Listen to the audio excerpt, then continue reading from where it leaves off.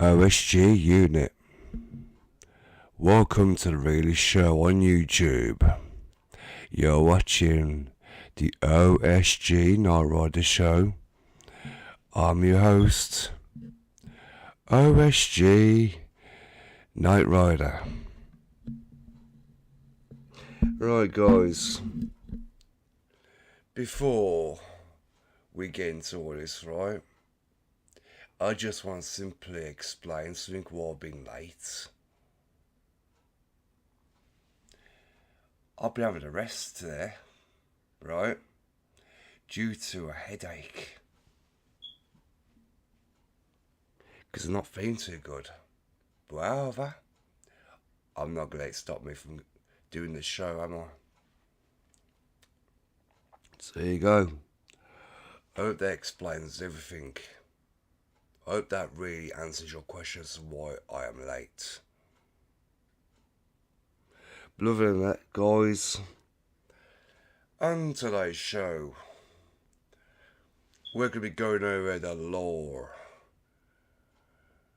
the Iceberg, the full story of Resident Evil.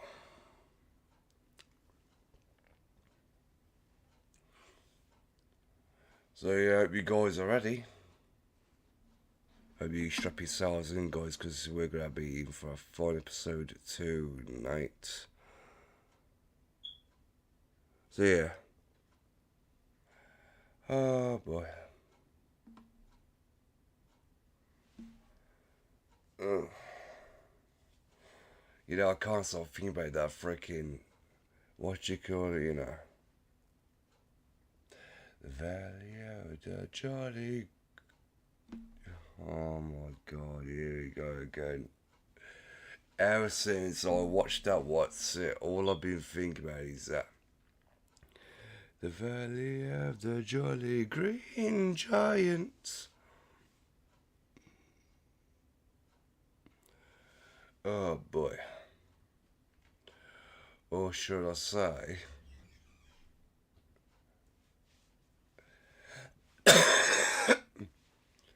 actually should be called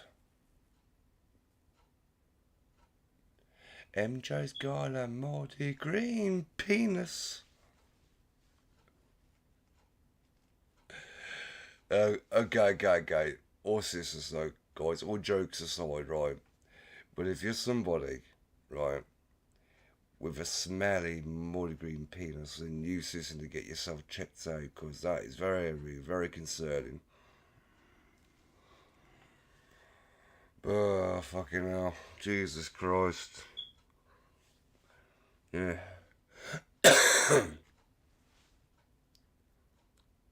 Oh, man.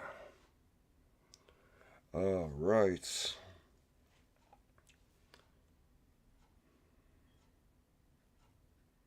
Ridiculous.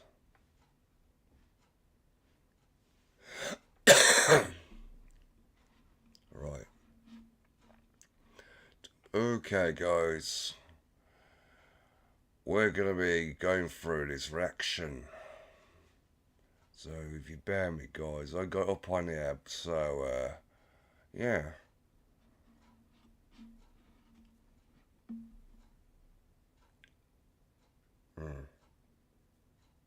Okay, so now bear in mind, yeah, this is literally half an hour long, so we're gonna make the most of it, guys. We're gonna make the absolute most of this. So we go on to that now. If I will.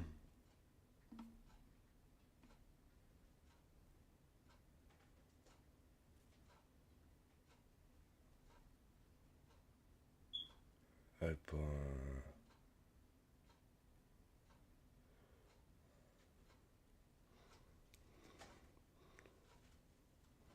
be silent in the chat. You guys want to click off, so yeah, I guess I'm doing this my way.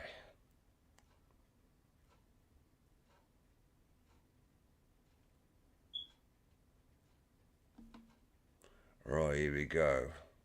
The title is Resident Evil The Full Story. Timeline Explained.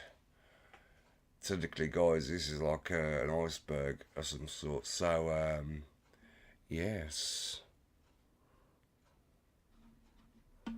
So, I'll just click over now. Okay. Now, you bear with me. We can literally get on with it, guys. Now, full screen you. And hopefully, guys, we can get on with it. Yeah, man. Alright. If you bear me, guys, we can get on with this right now. Hopefully.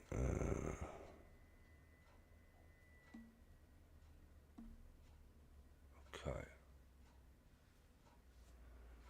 Right. Okay.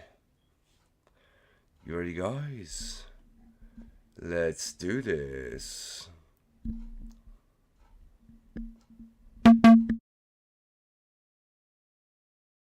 If you are like me, you are getting ready to play the new Resident Evil game, Resident Evil 9 or Resident Evil Requiem. Now, you may be thinking, that is the 9th game in the timeline, and technically you would be correct, because if you look at the entire Resident Evil timeline, this game takes place at the very end. But there isn't just 9 games, there isn't just 10 games, there isn't just 20 games, there's 20 plus Resident Evil games that all fit into this timeline.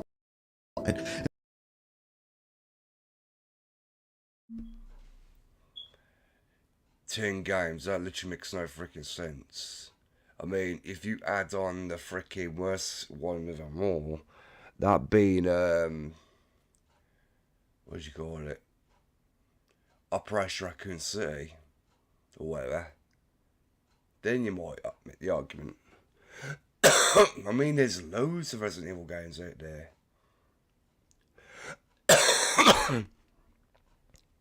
But yeah, I mean, you can't just go by the first one, which is, well, you know, we already know what that is. Basically, in my opinion, the timeline is wow.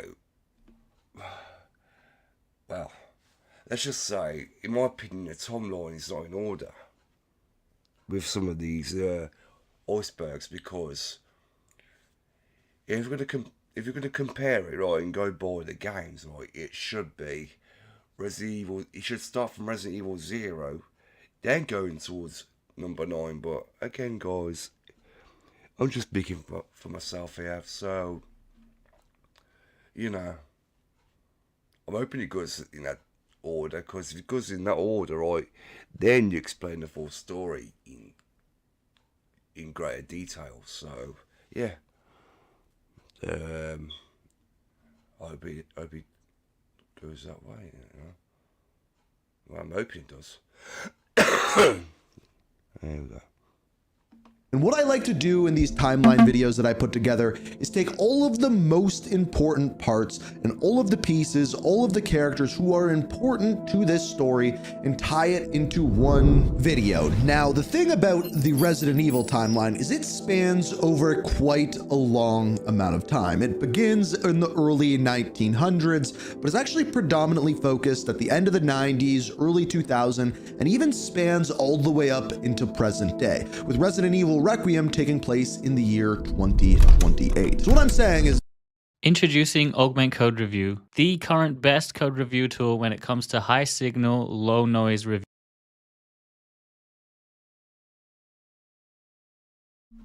Fuck off, adverts.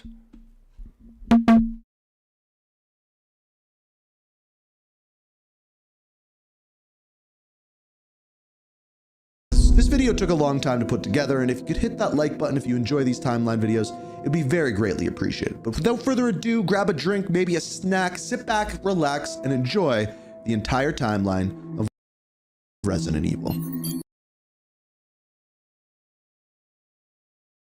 But I'll be looking forward to it. So before then, guys, just bear in mind we can continue. Because we're going to be taking a major deep dive into this. Let's just be very, very clear. But first of all, hang on, I know I've done that. Okay, I'm looking for my tips. Ah, there they are. That one, I'll grab you as well. Go.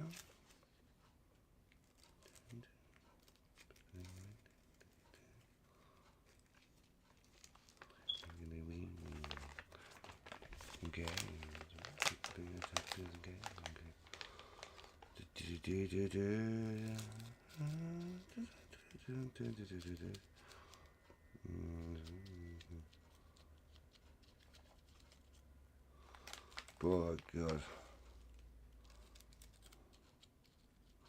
Hell yeah. Hell yeah.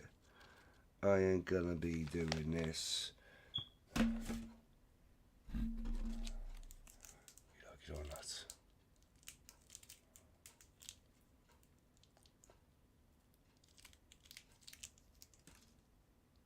Right. See, this is the thing, not everyone stays to see it, so we're going to see how it benefits us, guys.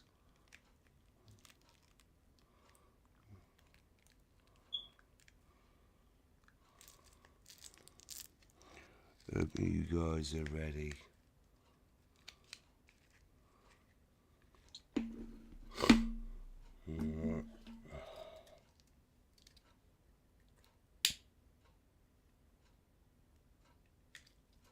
Fuck out. Yeah.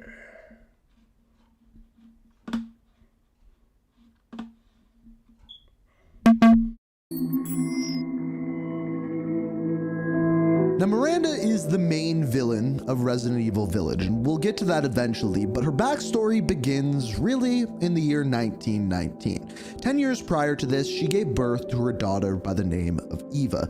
But in the year 1919, the Spanish flu is running rampant, and it unfortunately takes Miranda's daughter. Now, overcome with depression, Miranda just kind of goes off and eventually makes her way into a cave where she finds a type of mold. Now, this mold has some sort of regenerative abilities, and she believes that by using this and a proper host, she will actually be able to bring Eva back to life. So she does these crazy experiments on the people of the village she was from, leading us to the eventual events of the village. But we're getting ahead of ourselves because, like I said, that was in 1919. Fast forward to the early 1950s. Someone by the name of Oswell E. Spencer is backpacking through Eastern Europe when he gets lost because of his inexperience. He ends up in a bad place and collapsed on a snow-covered road. There, he was rescued by Miranda. He's brought back to this isolated mountain village, where again the village takes place, and sees everyone worshiping the Black God. But it's at this time that Miranda tells him about this mold and the ability to mutate, assimilate, and replicate life forms. Where Miranda wants to revive her daughter, Spencer is becoming a doctor, and he has other plans with this.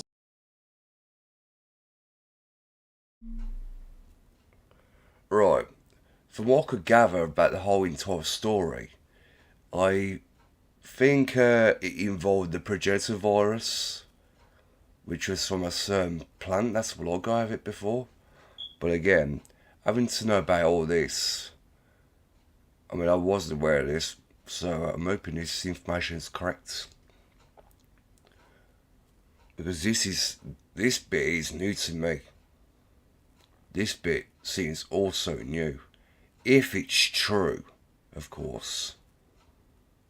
Because the story that I've been relating to or hearing about this is is that it all started with the progenitor virus and that. And then you had Umbrella, it's a new Umbrella Corporation, you had Albert Wesker, William Birkin, Oswald E. Spencer, they all became, well, first of all, from what I gathered, right, it all started off in Arclay Maintenance, which is it was in the outskirts of Raccoon City. Basically, first and foremost, it all happened. Well, yeah. It was to do with the train at first, but then they went into this mansion or whatever.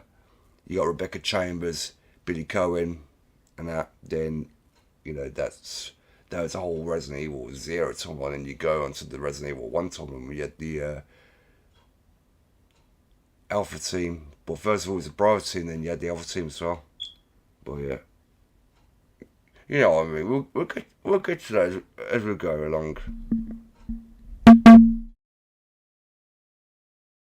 And while he's there, he ends up taking this sigil that represents the 4 houses of the area. Now, this sigil would become the baseline for the new logo of the corporation he was working on. But it would also become one of the most popular symbols in all of video games. And that is, of course, for the Umbrella Corporation. So after his backpacking and Spencer is back in America, he commissions a mansion to be built in an area known as the Arclay Mountains, which is just outside of Raccoon City. Now, the mansion is actually to hide a massive research facility that's being built underneath. It was finished in the year 19. Whoa, man, amazing car. When did you become a millionaire? What is this for? We're trying to get advice for the younger generation. I made my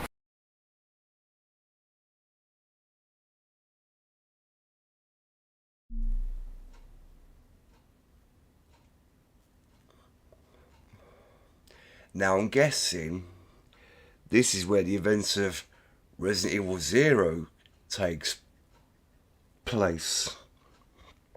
That's what I'm guessing anyway. I think this is the part where we dive into the Resident Evil 0 timeline. I think. So, yeah. This has got to be where Resident Evil 0 occurs.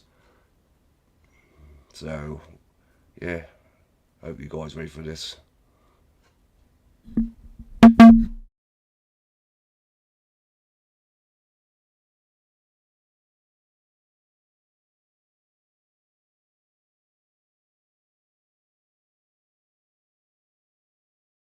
'67. Now, 2 people join him in his research: his university friend by the name of James Marcus, alongside the person funding everything going by the name of Edward Ashford. Now, the 3 of them go on an expedition to Africa where they find a flower which is codenamed the Stairway to the Sun, which eventually they extract something known as the progenitor virus out of it, which can genetically alter organisms. And bringing this back to the United States, this is when they found the Umbrella Corporation in 1968. Now,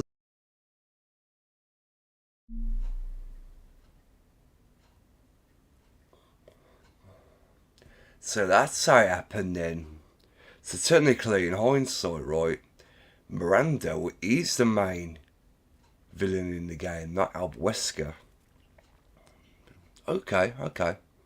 Fair enough.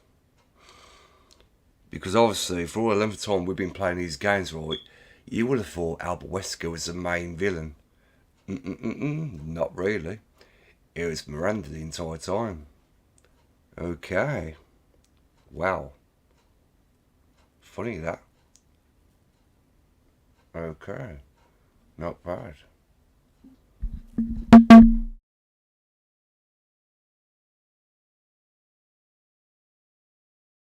they housed this as a pharmaceutical corporation, but really what they wanted to do was create superhumans. The first way that they would do this was with something called the T virus.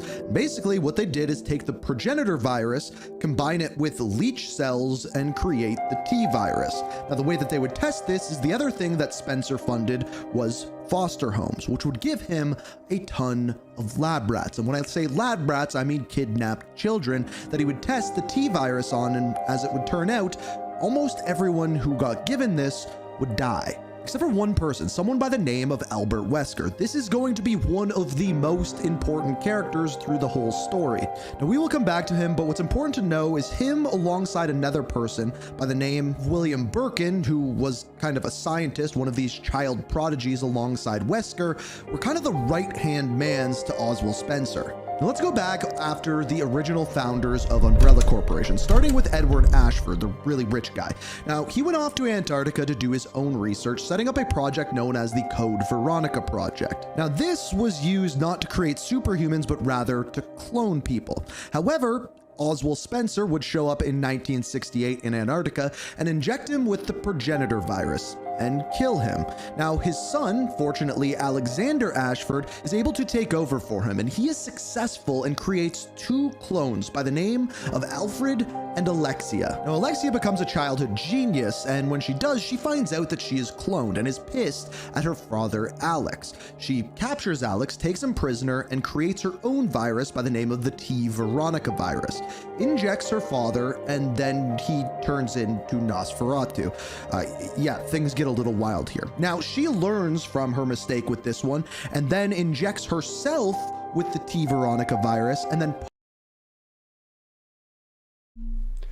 that event only occurs in the Code Veronica games, which we'll get to at some point later on. So the fact that that's been explained at the very beginning, I mean, what the hell?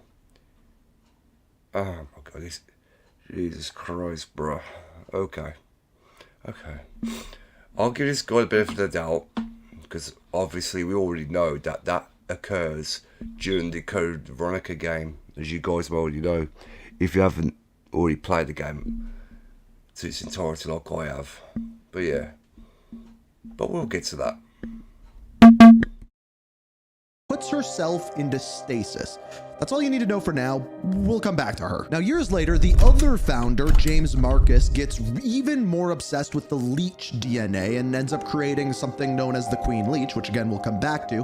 But Spencer hates what he's doing. So he takes his right-hand men, Wesker and Birkin, and assassinates him, and then takes his work. So if you're paying attention, now the only founding member of the Umbrella Corporation, Oswald Spencer, is the only one left alive. This brings us to the 1990s. At this point, the Umbrella Corporation is expanding out of the Arklay Mountains and moves into Raccoon City, where they are making a new virus known as the G virus, and they build an enormous underground lab right underneath Raccoon City. They do so by bribing the police chief. Now, it's later in the year 1996 when Umbrella Corporation wants more control over the Raccoon City PD. And to do so, they make their own privately funded group known as the Special Tactics and Rescue Service, or we'll just call it STARS for short. Now, since it's privately funded by the Umbrella Corporation, they are able to place Albert Wesker, the right-hand man to Spencer, at the helm as captain of the Alpha team. Now, this brings us to the year 1998, where actually... So in essence, Albert Wesker, even though he was a secret op or a spy or whatever, he was actually planted there to be the captain of the STARS team. But obviously, with Chris, Jill, Barry and that, they didn't even get wind until, you know, at the end of Resident Evil 1. They actually learned that information that Albert Wesker was working with the Umbrella Incorporated. So there you go. But we are going to get more into that as we go along, guys. So yeah. Okay. Now we're beginning to learn a little bit more about this, which is good. A bunch of Resident Evil games take place, and the next game coming out, Resident Evil 9 or Requiem, actually takes place 30 years after this.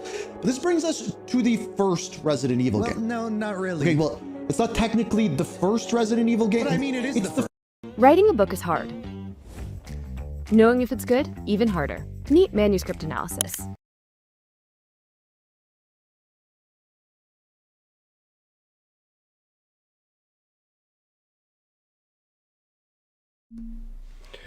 I think this guy's gonna be confused, in my opinion. What the fuck? For God's sake, bro. What is going on with this guy? Oh, well. First, chronologically, it kind of makes it more confusing. The very first Resident Evil game in the timeline is Resident Evil 0. So in the year 1998, there appears to be an outbreak of the T virus in the Arklay Mountains. It appears as though zombie dogs are getting out and killing hikers. Umbrella Corporation locks down their labs, but the community gets their hands on this, and all over the news are these reports. So to get control of it, the Raccoon PD sends in the STARS team. Now, 2 teams actually go in, Alpha Team led by Wesker, but also a second team known as Bravo Team. Now, this brings us to the character who we play as by the name of Rebecca Chambers. She's a rookie star member for Bravo Team who is sent in to investigate a series of these grisly murders. Now, her team is sent in by helicopter, and this helicopter ends up crashing. And based off of some context clues, it appears as though the person that destroyed the helicopter is actually Wesker, trying to cover up some secrets. Now, while Bravo Team is trying to stop what is ever causing these grisly murders, Alpha Team and Wesker are trying to get information on Birkin's most recent experiment, which he calls bioorganic weapons, or BOWs. Now, Rebecca manages to survive the helicopter crash and eventually makes her way to somewhere called the Ecliptic Express, which is Technically what it means is a BOWs. That's what it meant. But obviously, yeah, Rebecca Chambers ends up bored in a train after the helicopter incident, obviously, because if you may recall, she actually attended to the helicopter beforehand, you know what I mean? So technically, yeah, the fact that you now learn that Wesker was the one that sabotaged the helicopter, yeah. Because obviously it's just been explained, which Wesker was trying to cover up some secrets. But we're going to get more into this anyway.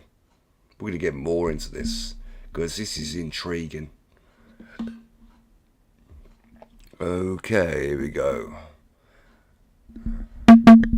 this like kind of abandoned and trashed train. She encounters someone by the name of Billy Cohen, a former Marine who's convicted of mass murders, who they assume is the person who has done all of this in the mountains. However, when they get onto the train, they realize that something is very, very wrong. And what they end up finding out is, remember the person James Marcus, who was one of the founders of the Umbrella Corporation?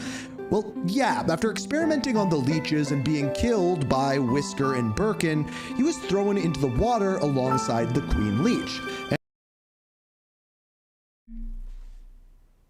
Billy Cohen was innocent, but obviously Rebecca Chambers ends up letting him go. In the end, basically, she let him live, as in spared his life. Because obviously, for that to happen, she disobeyed. She disobeyed the order, didn't she? In the game. Obviously, she set him free.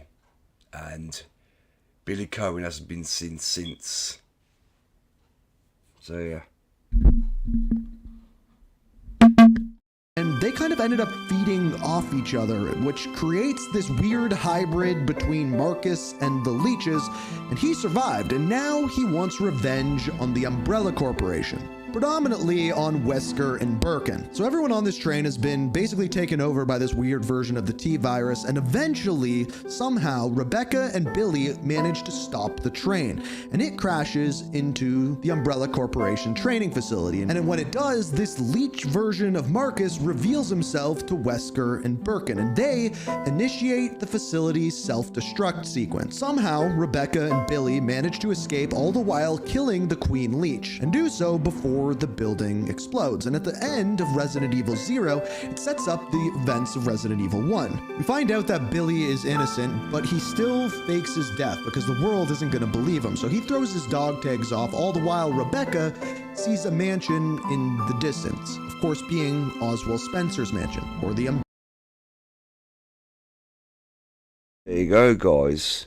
That was a bit of a short one. So, yeah, we're going to get more into this, obviously. Actually, guys, actually, let me do one better. Because obviously I know you can all hear my voice because I didn't want to really show myself on camera. But I'll tell you what, for this instance, right, let me just get my camera up for you guys. Alright. I'll get my camera up for you now.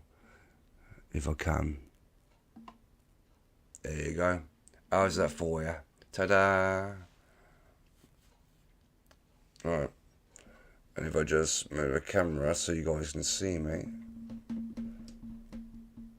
Alright, hopefully you guys can see me well. Because I wasn't planning on, you know, showing myself. But again, for this instance, I might as well. So guys, instead of you actually hearing me, you can see me now. So hopefully that pretty much does it. So here we go. Now let's continue.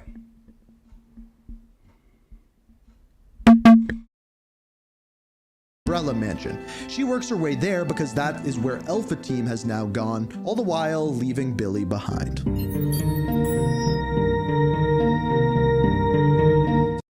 Welcome to Wix Harmony, where you and AI work together to build a unique brand.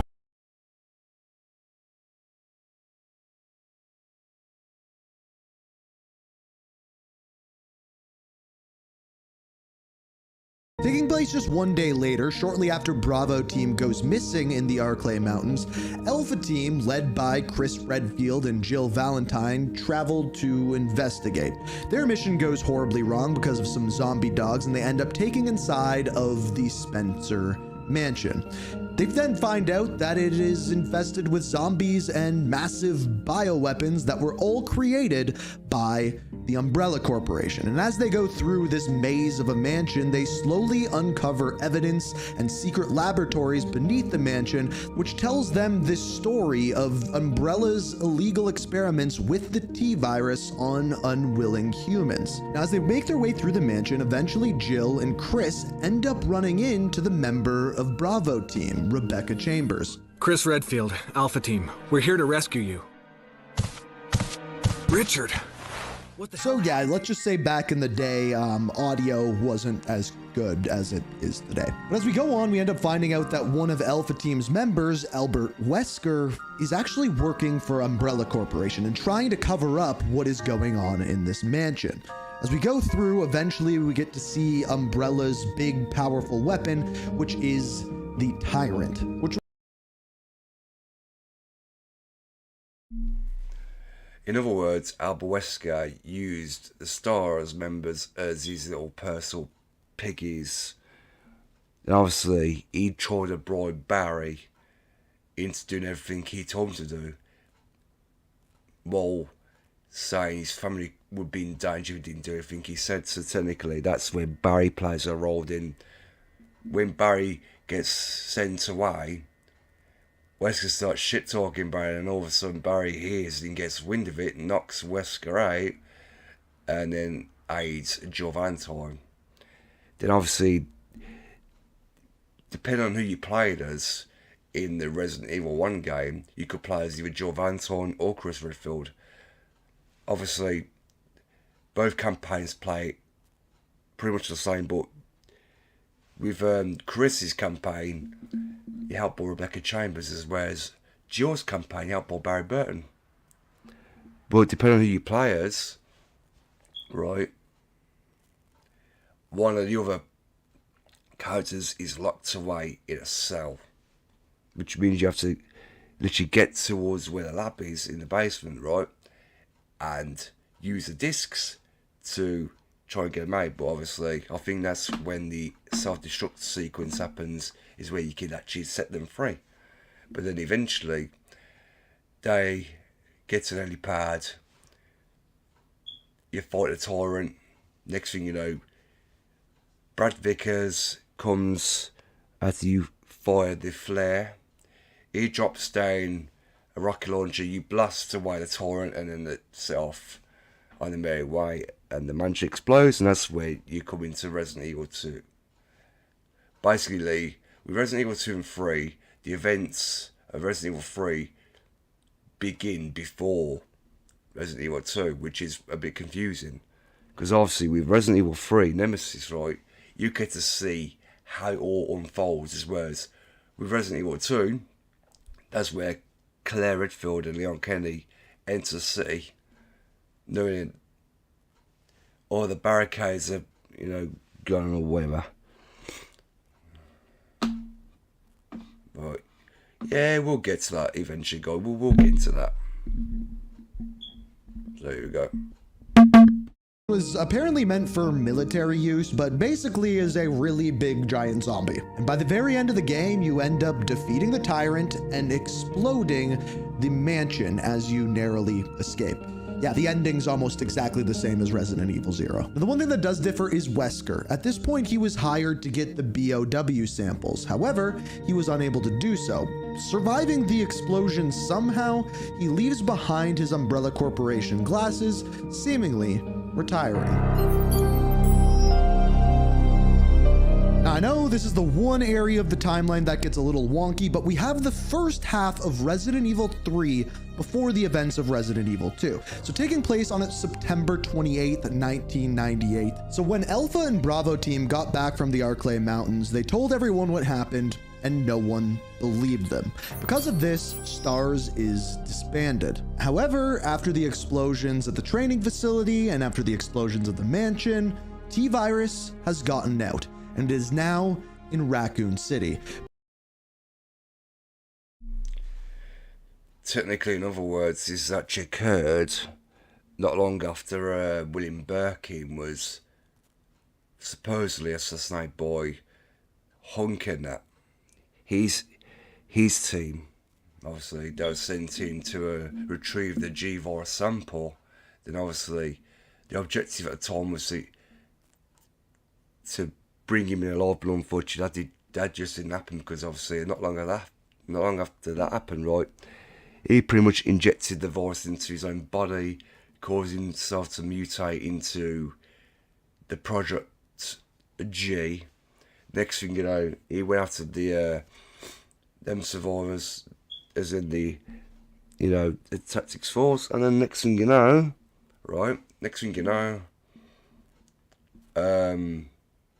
yeah, the rats were the carriers of the G-Virus and that, or T-Virus, which means he spread into Raccoon City, and that's how this all happened. So yeah, it was actually the rats that were the carriers. But the thing is, the virus wasn't even airborne. It's because of the rats, obviously. People are running the streets, well, like zombies. But at the same time, Umbrella Corporation now releases their BOWs, or biologic organic weapons. Now, this is basically when Umbrella unveils how evil they truly are. The reason why they released them is because they wanted to test them in a live fire situation. Of course, killing thousands. Now, the prime... Let's not forget to mention as well that Jill Valentine, Chris Redfield, and also everyone else from the STARS unit, right? They tried to flipping explain to her, who's it now? Chief Brian Irons, but the thing is with Chief Brian Irons, he was corrupt. Because he was secretly working alongside Umbrella, apparently. So yeah, even though the STARS tried to warn whoever about the whole viral outbreak, no one had believed them. So there you go. So yeah, hello Bright Man, good to see you.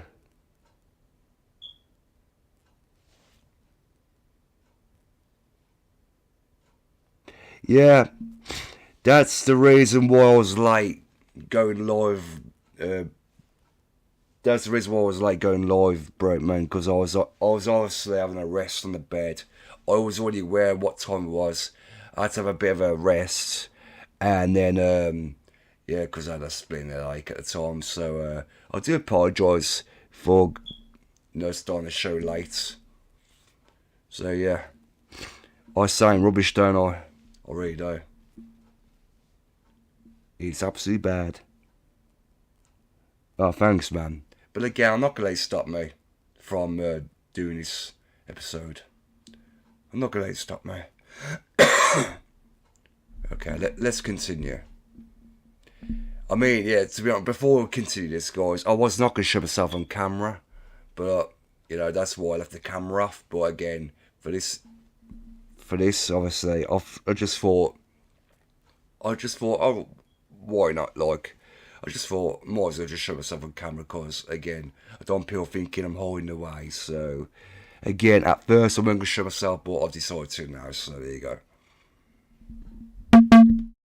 Of these BOWs is Nemesis, which Resident Evil 3 is named after. Nemesis's job is to kill anyone who is a member of the STARS team. This is where you pick up as Jill Valentine trying to save people within Raccoon City. Now, this is when Jill runs into Carlos Oliveira. Now, he is a member of the Umbrella Biohazard Countermeasure Service team. Now, his job is to go into Raccoon City and evacuate anyone who hasn't turned into a zombie. Now, as the two of them end up fighting Nemesis, eventually Jill is infected with the T-virus. So Carlos goes out on his own in order to find a way to save Jill. Now, we'll get to what happens to her, but first, we have to go to Resident Evil 2. Guys, this is how it works. Just drop any YouTube link into the system and watch as the video transforms through a 4-step. So now, guys, we're about to go into Resident Evil 2, where you get Claire Redfield and Leon Scott Kennedy. So technically, as that's going on, this is right about the time where you got Claire Redfield and Leon Kennedy entering Raccoon City. Oh, here we go. I can't wait for this. That's where they encounter Ada Wong and Sherry Birkin, which is a daughter of Annette and William Birkin. So here we go.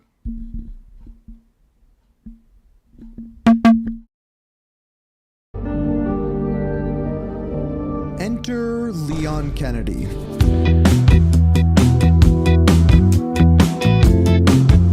So Leon shows up on his first day on the job as a police officer. Oh, no. One thing I want to point out, right, is A, what was with that stupid music? And second, I thought the petrol station was called Stagler. I thought it was the Stagler petrol station, not that. My, where have they messed up with this? Also, with that petrol station, you don't really see it in the freaking remake. But you do actually get access to that place in the original Resident Evil 3. As you're going through Raccoon City Mall. Or City Hall, should I say? Yeah. Raccoon City Hall, sorry. My God. Okay, let's fucking continue this.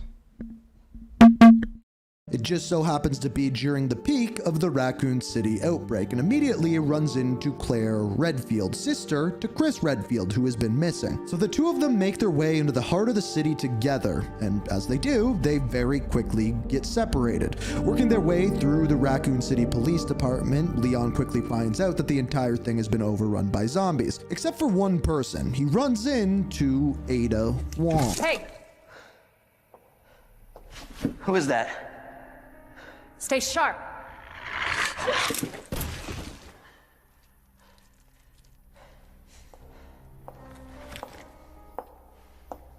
Lower it. FBI. No, she's not FBI. She's not FBI. She's a spy. She was sent by the agency. Basically, she's a mercenary who was sent to retrieve the G-Virus sample. And then Leon Kennedy will eventually know about this after being confronted by Annette Birkin. But obviously, aren't we going to forget there's another police officer that was alive in the building at the time, which was Marvin Branner, who was attacked by a zombified Brad Vickers. Because obviously, when you encounter Marvin Branner, right, he was injured. He was actually in the Raccoon City Police Department, but eventually, he turns into a zombie. So yeah.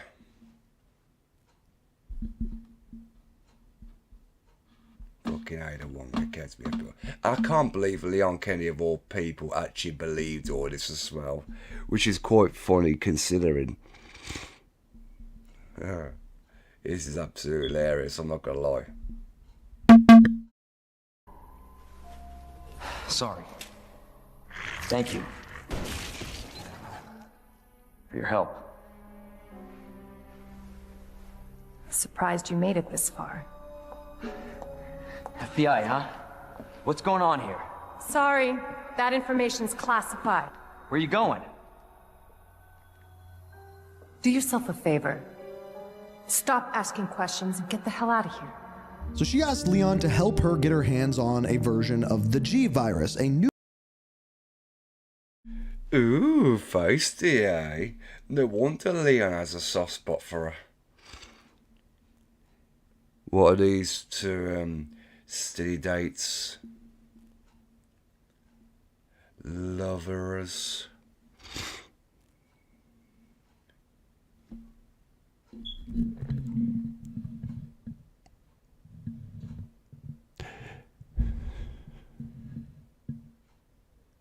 Come on, Leon.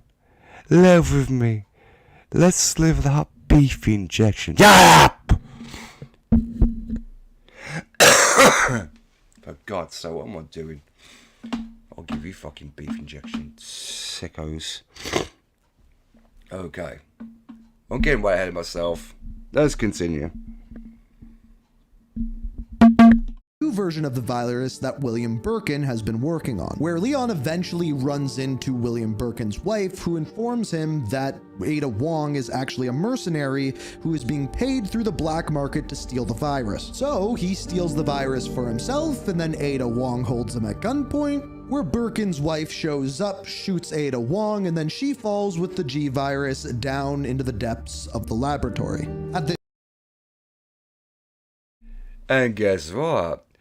Ada Wong ends up surviving that. You know what I mean? Which is pretty fucking funny considering the fact that when Annette shot her in the arm, I believe it is, she fell presumably to her death, but she survived. Because she's a highly trained mercenary, of course. So there you go.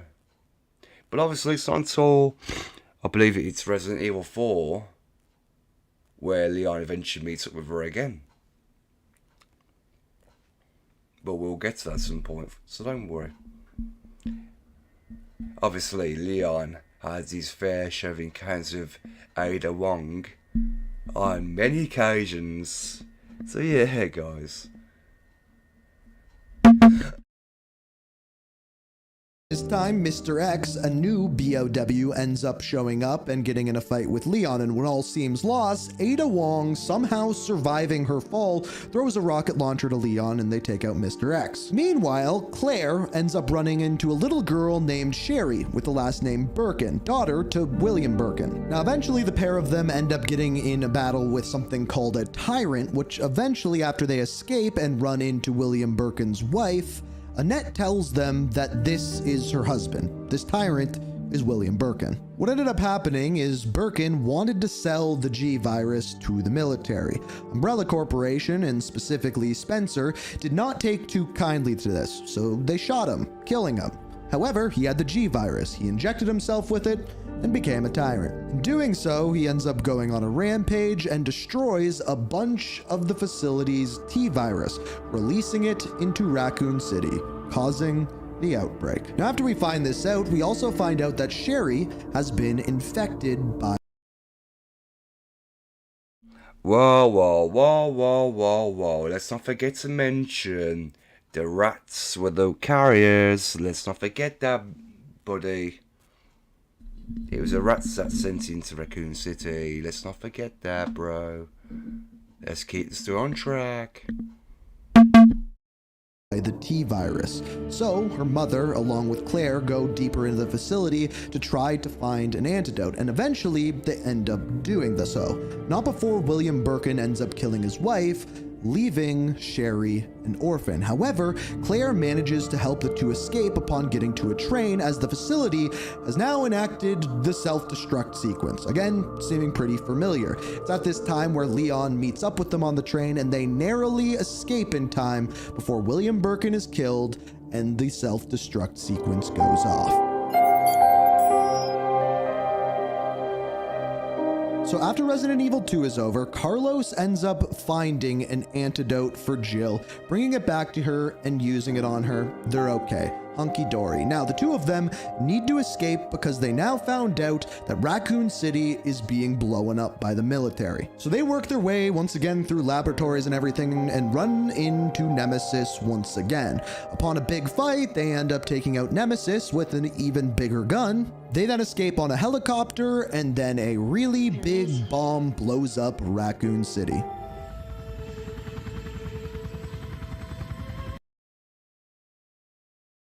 Hold on a minute. What happened to Mikhail and Nikolai? How come they haven't been mentioned? Because obviously you had Mikhail, who was part of that team with Carlos, and you had Nikolai, who was, at the time, he didn't even know anything about Jill until he eventually learns about Jill Valentine, and he tried to eliminate Jill Valentine. But obviously, he shot the freaking, what do you call it? I believe it was the antidote or a sample of the virus. Then obviously, that's where Carlos and Jill, well, obviously, yeah, that before they escape, right? Before Carlos and Jill escape, Carlos gets into an altercation with Nikolai, obviously. Then Carlos grabs Nikolai from behind, and Jill says to shoot Nikolai because obviously Carlos is behind him.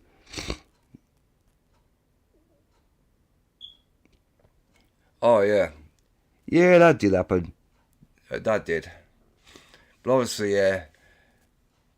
So Nikolai presumably was left in Raccoon City, but again, he may have escaped. You know what I mean? Who knows? But obviously, they did butcher the famous line in the remake where Jill Valentine, before she eliminates Nemesis, where she goes, "You want stars? I'll give you stars." She was meant to say that at the end of the game in the remake as well, even though she said it initially in the original, which was the most famous line in that game. So yeah, they literally butchered that in the remake.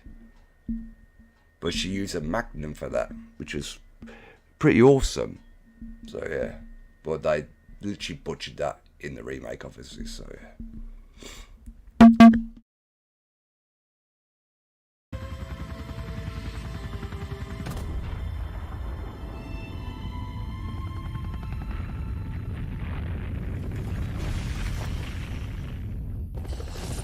Now, even with this is not going to be the last time you hear of Raccoon City. The game that is coming out very soon, Resident Evil Requiem, takes place 30 years after these events in Raccoon City.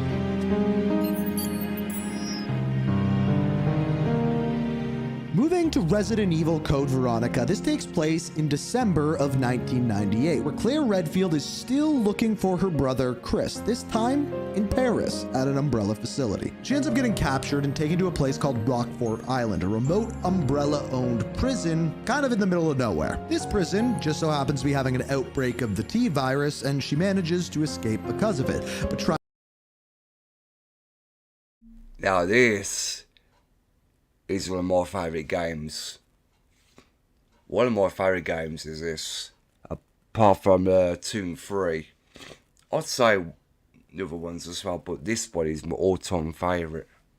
because they teased a lot in this game, especially with Steve Burnside and Claire Redfield in a romantic setting, but obviously that didn't happen because obviously Steve Burnside, obviously he got experimented on by Alexia, which obviously she's one of the villains for which she experimented herself with the T Veronica virus, I think it was. But then obviously, yeah, Steve ends up getting infected eventually, and then he turned to a green monster. But yeah, he wasn't really infected. Well, he was sort of infected, but he came to his senses obviously because he realised it was Claire, and then he just grabs the axe and yeah, you'll know more about it as we go along. I'll let the story explain for itself. If he doesn't think it's to mention it. Trying to keep her there is Alfred Ashford, one of those clones that we talked about before. I should also mention that working with her is someone by the name of Steve Burnside, who is another one of the prisoners there as well. We find out that Alfred has multiple personality disorder, pretending to be him and his sister at the same time. They end up escaping their island on kind of like this pod ship, which Alfred then diverts to Antarctica. If you remember from before, there's also an umbrella facility there. And upon getting there, you end up taking out Alfred, but Alfred wakes up his father, who we now know as Nosferatu, as well as his sister Alexia, who again got infected with the T Veronica virus 15 years prior. Now the duo end up taking out Nosferatu, but Alexia ends up capturing them. Now at the same time, Chris Redfield is looking for his sister on Rockfort Island. I know a bunch of these problems could have been solved if cell phones were more of a thing back then. Now, let's just say when Claire Redfield was on that computer, she was actually trying to contact Leon Kennedy to forewarn him to let Chris Redfield know that he was being monitored. But then eventually, yeah, to no surprise, I think it was Leon Kennedy that contacted Chris Redfield to let him know that Claire Redfield was on Rockford Island. That's how Chris Redfield ended up there in the first place. But then he finds out by that geezer, obviously I can't fucking remember his name now. That, you know, she boarded helicopter. Technically, she was sent all the way to Antarctica with Steve Burnside, and that's where Chris goes there and saves his sister. But obviously, they was unable to save Steve Burnside. But then, yeah, they get into a battle with Alexia, then a bit with Chris Redfield and Wesker, and yeah.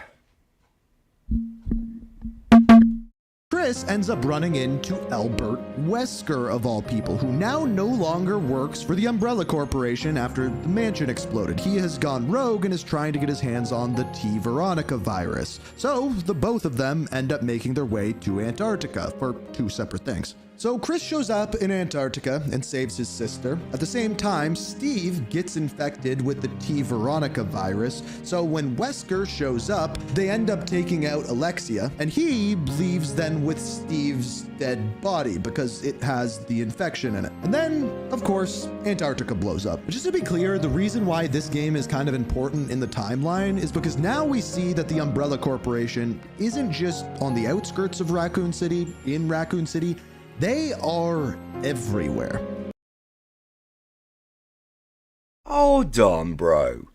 Aren't we going to forget to mention the part where Steve Burnside confesses love to Claire Redfield before, you know, his life succumbs to an end? Naughty, naughty. Ah, well. Ah, well. And this brings us next to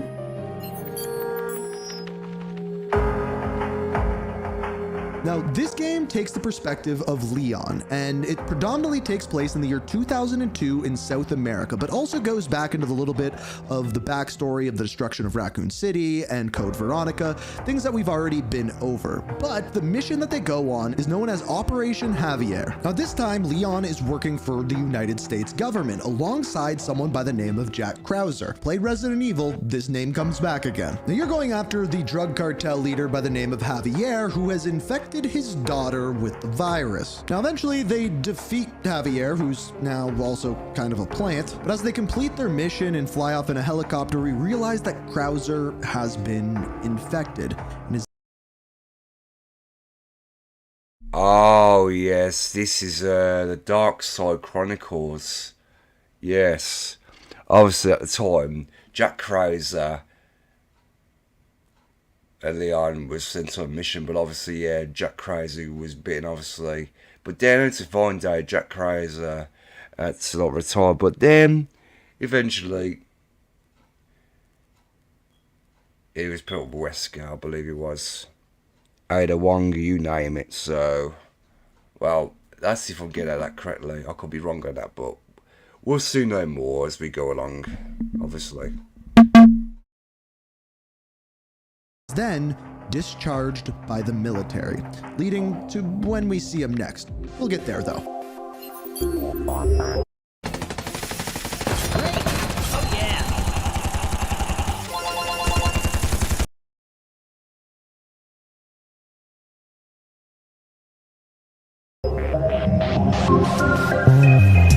As far as this game goes, you've already actually seen most of it as it goes over the early tellings of the Umbrella Corporation. However, at this point, the Umbrella Corporation has predominantly fallen, and they have one last stronghold in Russia. Chris Redfield and Jill Valentine go in to put an end, but they're working on a new project known as the Talos Project. Now, Chris and Jill end up destroying the Talos Project, but as they do, Wesker, of all people, ends up showing up. Again, he wants revenge on the Umbrella Corporation. He breaks in and gets inside the facility, steals all of their information, and leaks it to the public. This then starts massive legal proceedings, bankrupting the Umbrella Corporation and bringing us to a new era of Resident Evil after the fall of Umbrella Corporation, bringing us to our next game. So in this, we play...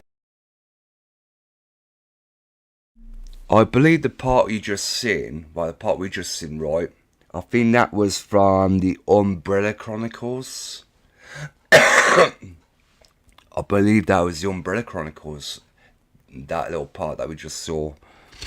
So I believe right now we're going to be taking a look into Resident Evil 4 now. And then I believe it's, after this one, I think it's Resident Evil Revelations. Then after that it'll be Resident Evil 5. It looks as if it's going in the right order, so I'm pretty happy about this. As Leon Kennedy, who is now a government agent. Now, this is set in a remote village in rural Spain. Leon is sent in to rescue the kidnapped president's daughter, who goes by the name of Ashley Graham. Leon then discovers that the villagers are not zombies, but rather victims of some parasitic organism known as Las Plagas, which, unlike before, manipulates the host while they retain their baseline intelligence. Now, this group affected by the plague are known as Los Illuminados, who is led by someone by the name of Osmond Sadler. Now, while fighting the Las Plagas and running into some of Sadler's henchmen, eventually he runs into, of all people, Ada Wong. We don't know why she's there or who her allegiance is with, but she's back once again. Now, eventually, Ashley and Leon end up at some offshore facility where, once again, we run into someone who we're familiar with, this time Krauser. We find out that Ada and Krauser are both working with Wesker to obtain the Las Plagas. Leon eventually ends up taking out Krauser and then ends up taking out Sadler, but Ada Wong ends up escaping with the... In other words, Ada Wong was using Leon as a scapegoat, in other words. even though Leon's still a gullible git. But you know, that's just Leon Kennedy for you, though. Sometimes you think, when will you ever learn that the more he tries to help Ada Wong, despite the fact that she helps him out as well, he's not going to get past fucking first base. But this is what people keep fucking hinting. Are Ada and Leon really a thing? I mean, what's going on with Leon and Ada Wong, you know? Are they secretly a couple or what? But for those who don't know, if you haven't really been killed to date with Resident Evil series, right? Ada Wong was formerly with someone named John, who was believed to be working with Umbrella. Obviously, yeah, the guy Ben, who you'd see in Resident Evil 2, original and remake, he was a reporter type. He was like a news guy, but obviously he was locked up by cheap Ryan Irons because he was going to blow the whistle on his dirty ass.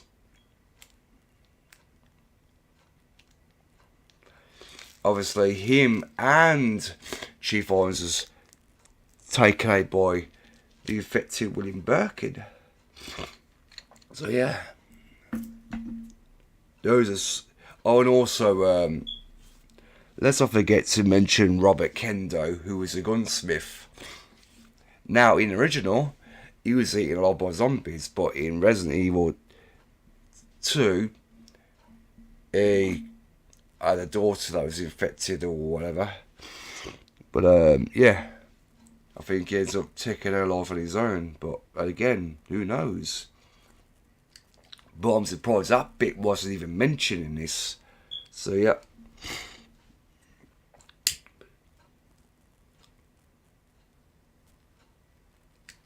So there's a bit of detail that's been missed, because obviously this is about half an hour long. So yeah. Las Pelagas, bringing it back to Wesker. Now, just in time, Leon ends up escaping with Ashley, and guess what? Just like pretty much every other game that we've talked about so far, the game ends with an explosion.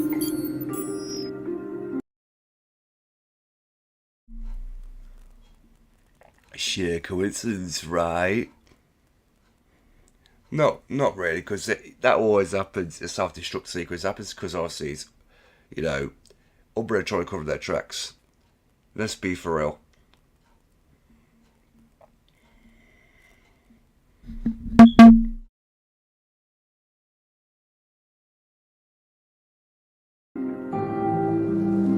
Resident Evil Revelations tells us a new story of a new group by the name of Veltro, causing bioterrorism. Now, we pick up as Jill Valentine, who is now a part of the BSAA, or Bioterrorism Security Assessment Alliance, and her partner, Chris Redfield, has gone missing. Now, what is going on is something called the Terra Grigia Panic, where the city was destroyed to conceal bioweapon testing from Veltro. Now, Jill believes her partner, Chris, is on a boat called the Queen Zenobia, which is in the Mediterranean Sea.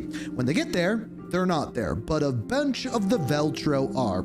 Turns out they could have been in contact with Chris the entire time. Yes, this story really doesn't make too much sense. Eventually, the two of them end up getting back together and end up putting an end to Veltro's plan, which was to put their new plague, known as the T-Abyss, into the ocean. They end up stopping it, and that is pretty much that.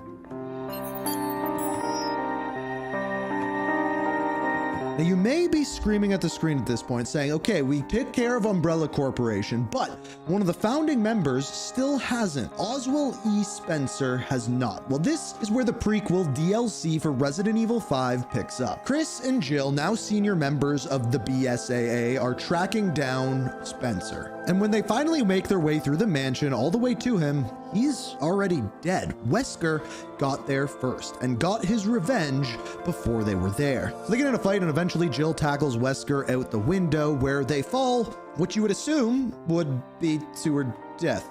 But let's get to Resident Evil 5 now. 3 years later, in the year I swear this guy's skipping it on part. I believe he's not telling the full story entirely, but again, I don't know, because he forgets to mention about the other characters in Revelations, like Jessica being a double agent, and also that other guy and the guy red hair. So yeah. Also, I'm wondering, does Resident Evil Dead Aim take place in all this, or does Resident Evil 8 break? What happened to them games? You know what I mean? Oh god. Oh well. I guess he forgot to mention them games. But oh well. Shiva Alama. And Chris Redfield.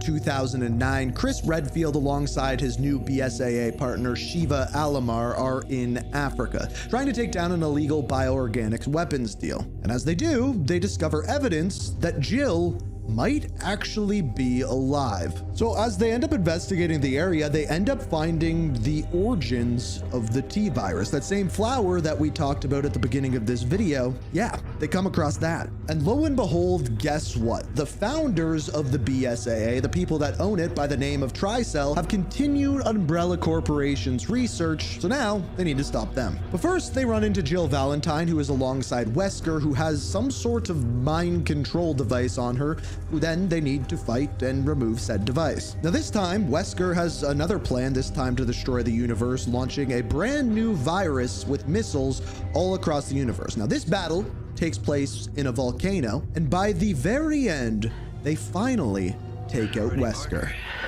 Are you having trouble trying to keep up with your professor? You've got to try Otter. Here's how it works.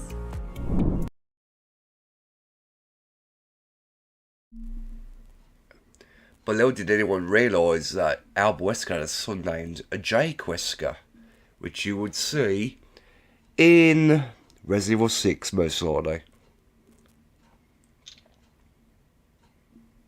So yeah. Honestly, yeah, it's alright.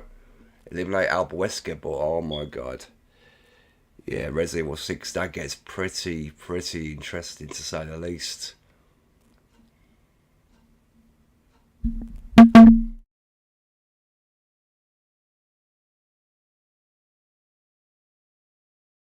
Locked and loaded. Suck on this, Wesker. Your time's up, you son of a bitch. Ah.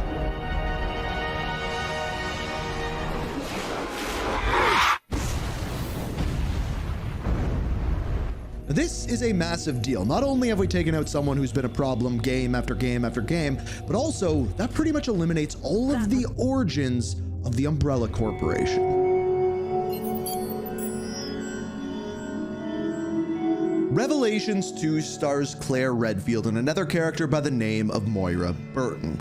In this game, you are kidnapped and taken to a mysterious island who is ran by this lady known as the Overseer. And no, not the same thing as Fallout. Well, kind of the same thing as Fallout, but an island instead of a bunker. Now on this island, the Overseer fits you with a fear-detecting bracelet that if you get too scared, will actually turn you into a monster known as the Afflicted, which the island is now overrun with. And these two are trying to survive on the island. That is one part of the story. However, there's another part taking place 6 months later, following a character by the name of Barry Burton. To understand who he is, we have to go back in time a little bit, back to 1998 in the first Resident Evil game. You see,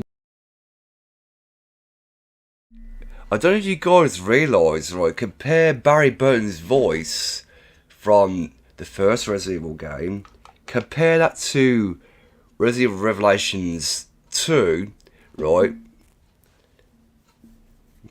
If you heard Barry's voice in Resident Evil Revelations 2, you would know that it's the same voice actor who done the narrator for the fucking Crackdown games.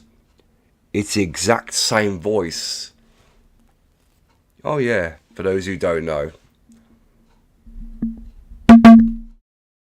Barry Burton was actually a STARS member that was a part of Alpha Team. He actually was one of the characters that went into the mansion, and Wesker used him as a pawn, using his family as collateral to manipulate him. But now, Wesker's gone and he can't manipulate him. So he's going to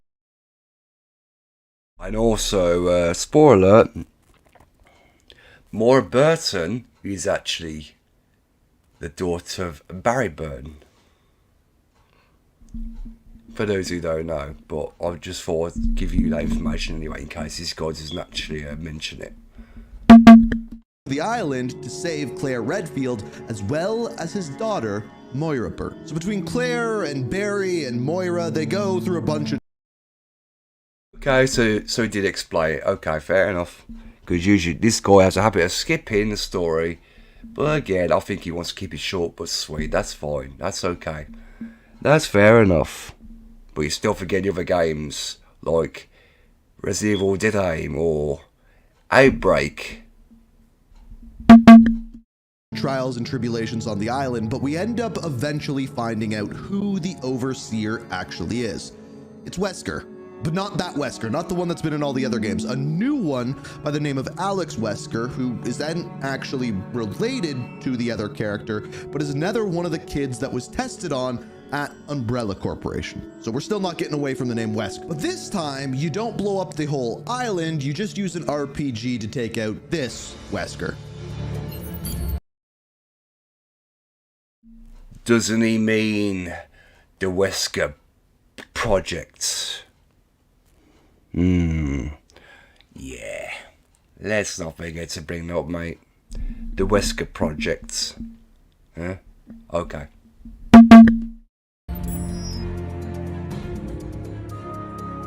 Okay, just to be clear, this is by far the most confusing story by a long shot out of any of the Resident Evil games. So let me try to break it down. So we started with... Well, I can't blame you, dude, considering the fact that the game is extremely long. To be fair, it might be the longest game throughout the whole entire Resident Evil series, in my opinion. The character by the name of Jake Muller, who turns out is the son of Albert Wesker. Yes, that Wesker. Now, he is taken into custody by someone by the name of Sherry Birkin. You may... Hold on, how come his last name's different? You would have thought, right, he would have had Wesker's last name. That, in itself, makes 0 sense. If he's Albert Wesker's son, then how come he hasn't got the Wesker name? Weird. Absolutely weird, if you ask me. But fair enough, there you go, you get to see Sherry Birkin as an adult. Even though she was only a little girl back in the events of Resident Evil 2. How did I grow up so fast? Recognize that name. She was from Resident Evil 2. She was a child. She is now a grown-up and a BSAA agent. Turns out there is a new virus by the name of the C virus, and Jake Muller essentially is the cure to the C virus. Now they are trying to get out of this fictional country by the name of Adonia, and in doing so, they are then attacked by a new BOW by the name of Ustanak. Now, Chris Redfield is in the same area, and his job is to just keep the C virus, the new zombie population, under control. At the same time, they are attacked by what appears to be Ada Wong, which is... Yeah, that's not the real Ada Wong. That's actually a doppelganger. That's a doppelganger version of Ada Wong. The real Ada Wong, right? She's believed to be wearing a red top and leather trousers, obviously. Let's be very, very clear, guys. That there is a doppelganger version of Ada Wong. Not the real one. But Ada Wong is actually in the game too.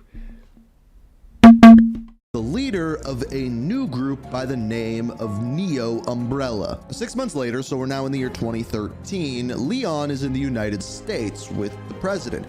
And the president is about to air all of Umbrella Corporation's secrets to the world, from Raccoon City, everything like that. But as he gets attacked and turned into a zombie. It turns out this was all taken out by someone by the name of Derek Simmons, one of the advisors to the president. Of course, doing some evil stuff and also oddly obsessed with Ada Wong. We find out that in China, he made a clone of Ada Wong and then made the Neo Umbrella, and you have to take them down. Eventually, you do take Simmons down, and the world is saved. I made that a lot more simplistic than it is. In my opinion, this might be the weakest Resident Evil game. But that's okay, because we have this one next. We're gonna go back a little bit to the year 2014 in Louisiana, where a boat crashes up on shore near a Louisiana plantation. Now, the person aboard this boat is a young girl by the name of Evelyn, or Evie for short, and the family that ends up finding this girl goes by the name of the Bakers. They bring the girl home, take care of her, but as time goes on, it warps the Baker. Oh yeah, this is where Ethan comes into it, isn't it? Ethan and his wife Mia, I believe it is, and you got Zoe, which is part of the Baker family, but obviously, yeah. Now this I found very confusing at first when I initially played the game, but again, I started to learn more about it through the DLC. But again, we're gonna get into this as we go along it. So guys, don't worry, we're nearly done now. It shouldn't be that long now anyway, so yeah. We're nearly there. I don't know if he will cover the Resident Evil 9 because even though the game's out yet, but if he does, that'll be very, very surprising. So here we go. We'll find out more. I believe after this is where the village incident occurs with Resident Evil 8. I believe. Family. Fast forward 3 years to the year 2017. Someone by the name of Ethan Winters is missing his wife that goes by the name of Mia, and it brings him to Louisiana, where he eventually gets to the Baker residence. And he gets to enjoy, I guess you could call it Southern hospitality. With a family, son. Stay out of here! Don't you worry, none! Eventually, you end up escaping the Baker family and end up finding out the truth. Mia, your wife, was actually working for a company called The Connections, who created a BOW, or bioorganic weapon, known as E001, or Evie. Now, this little child actually had the ability to infect people and then control them, creating what we saw in the Baker family. Now, by the very end of the game, you end up taking out Evie and potentially rescuing your wife if you choose to do so, and eventually the person that comes to save you is Chris Redfield. Now, the interesting thing about this is he is sporting a similar logo to what we've seen before, the Umbrella logo. But this time it's a new corporation by the name of Blue Umbrella, a group sworn to clean up the mess made by the original Umbrella Corporation. And this brings us to the very big lady. CRM is so slow. So slow. Shut up, stupid adverts.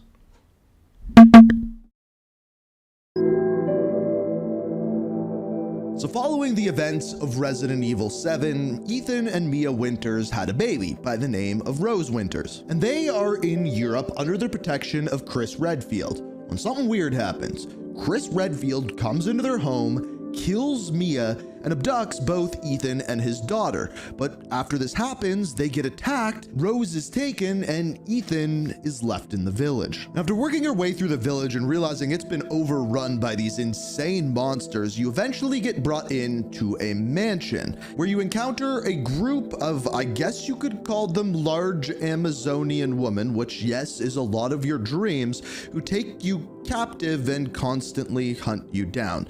Don't get too excited though. But this person is known as Lady Demetrius, and aside from seeing her, well, all over memes over the internet when this game was released, she is important to the story. Now this is what Ethan finds out. Remember Mother Miranda from the very beginning of this video? Well, yeah, she's still around, and you are in her village. She believes that your baby can actually be used to resurrect her daughter that died nearly a century ago. So she splits your baby into 4 parts, and they're kind of housed around throughout the village, which you then go and have to retrieve. Eventually you end up running into Chris Redfield, and he tells you that the Mia that he shot was not Mia. That was not your wife, but rather Mother Miranda in disguise. So Ethan goes and confronts Mother Miranda, who kills him, or kind of kills him. Actually doesn't really. Ethan's actually already dead. Let's go back in time a little bit, back to Resident Evil 7. It turns out when Ethan Winters originally confronts the baker, he is actually killed by the baker's father. But the whole mold thing that was going on in Resident Evil 7 actually kept him alive.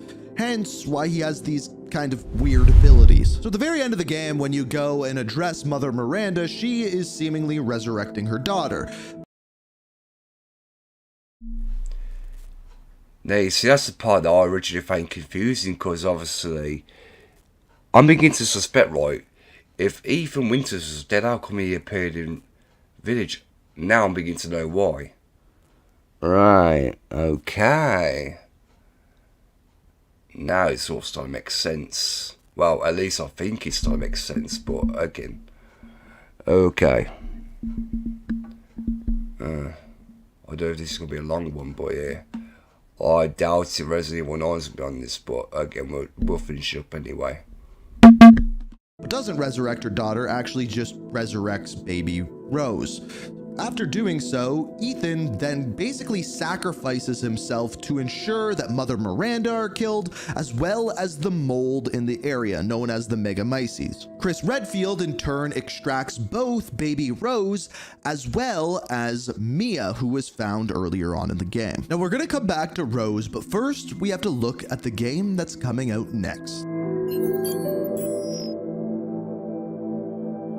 Now, of course, we don't know the entire story of Resident Evil Requiem as it's not yet out, but there's a few different things that we do know. First off, we know the setting. It appears as No fucking way. He's actually added Requiem to the fucking story, knowing for a fact that it's not even out until the 27th of February. What the fuck's going on? But again, yeah, we don't know what the full story is, but I'll give this a brief listen so we know what's going on. Okay. Fair enough.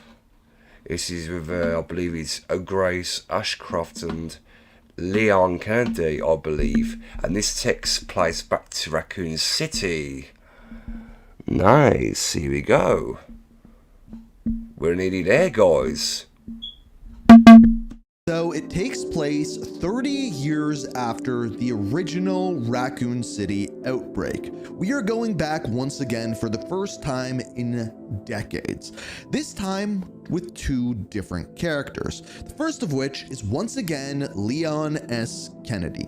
Now we don't technically know who he's working for at this, but the options that we have are either he's working for the US government like he has in so many other games, or potentially Blue Umbrella, but I think that's most unlikely.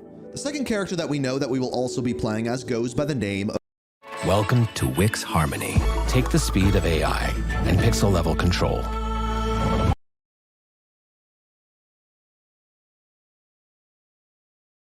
Of Grace Ashcroft, daughter to another character by the name of Alyssa Ashcroft. Now going back in time, Alyssa Ashcroft was in a couple of different games, but predominantly of which was the very first Resident Evil game, where she was a reporter. You could run into her in a location known as Jack's Bar, as well as the abandoned private hospital. But importantly, Alyssa was a reporter for the Raccoon Press, and as we find out, she died in the year 2018 at a place called the Warren Hotel, believed to be killed by someone by the name of Dr. Victor Gideon. Now, the US government is hunting Victor Gideon because of connections to the Umbrella Corporation. All the while, FBI agent Grace Ashcroft, Alyssa Ashcroft's daughter, is trying to hunt down and figure out exactly what happened in the Warren Hotel as well. That making it one of the settings for Resident Evil Requiem, and that is why Leon ends up there, is because of this government operation called Elpis where they're hunting Victor. Meanwhile, Grace is looking to find out what happened to her mother. But oddly, this isn't the last game in the timeline. So this brings us back to Rose Winters, the baby from Resident Evil Village. However, this time she is 16 years old, making this take place in the year 2034. A now young adult Rose Winters is struggling because she has powers because of the mold. Now, someone approaches her and allows her to go into the spores, into the Megamyces, to try to get rid of her powers. After a long trial and turbulation of meeting Miranda and then re-seeing her father Ethan, she ends up deciding to keep her powers. And by the very end of this, you can see her at her father's gravesite, getting into a strange vehicle with a strange man, driving off into the distance as the vehicle is approached by a shadowy figure. She now has powers, and this is clearly setting up the future of the Rose Winter story and potentially the next Resident Evil game. But we'll have to wait and see for that. Until then, this has been the entire timeline of the Resident Evil franchise. I did leave out a couple things like movies and some animated series, things along those lines. But for the most part, every single video game, all broken down into one timeline. And if you love video game story and like videos like this one, please hit the like button. They take a ton of effort. And of course, subscribe to stay up to date on even more video game story. Thanks for watching. And until next time, peace.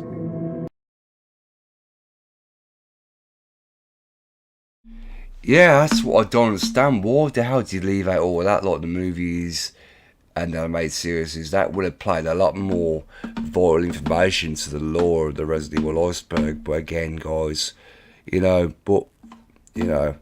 is what it is, I suppose. But again, I couldn't stand him wanting to not include them. But again, it would have made a lot more sense if he would have done at the end of the day, because, it would have actually explained a lot more. I mean, not to mention he missed out very important factors like Resident Evil Dead Aim and stuff like that. But also, let's not forget to mention one game, which is Resident Evil Gaiden, even though it's for the Game Boy, right? I believe it is. But again, all that would have played a vital role into the entire Iceberg or the timeline. But again, but it is what it is, I suppose. What can I do? I'm not the one making the story. I mean, I just want to react to that, guys, because at the end of the day, it makes perfect sense, in all honesty. But, yeah, other than that, yeah, man. But yeah, man, at least we got through all that, even though it's basically about half an hour long. Or just over half an hour, I believe it was. But yeah, man, it is what it is. I mean, I could try and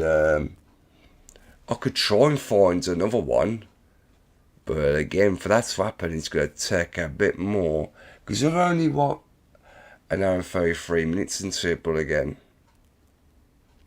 hang on.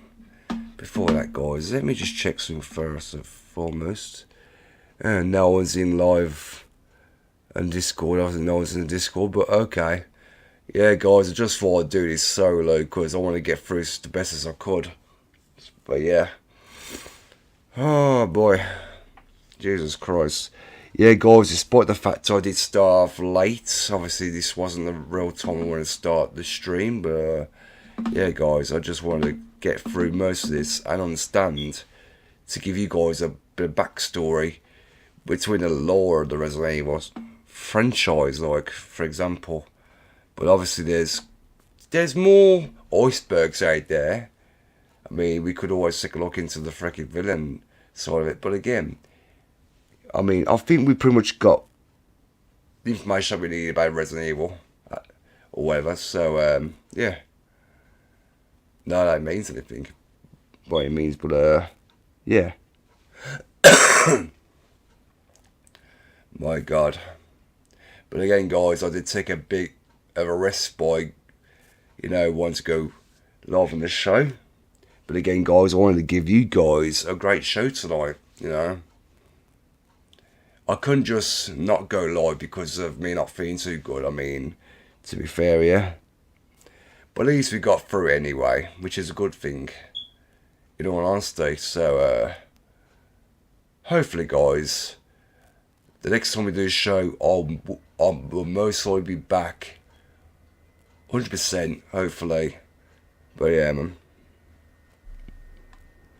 But you never know, guys. It may come to that. You may not. So, yeah. But all honestly, guys, I just cannot wait for...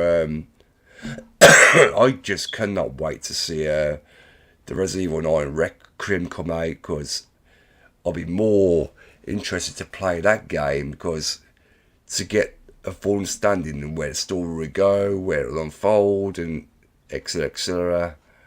But yeah, guys, if you want to, I could try and find a different story other than the one we just saw. But yeah, we could always try and find someone else who's got more of a key element to this. But I'll see. I will see. So you bear me a minute, guys. I'll try and find another one. Let's see if we can find a different one. I don't think we will be able to, but we'll see if we can complete Resident Evil Timeline Explained. So technically, there's this one, GameSpots. This one's done by GameSpots, so we'll see if there's any. Oh my god, that one's 2 hours. Okay. What you need to know, updated. Oh my god, there's loads here. Part 1, timelines.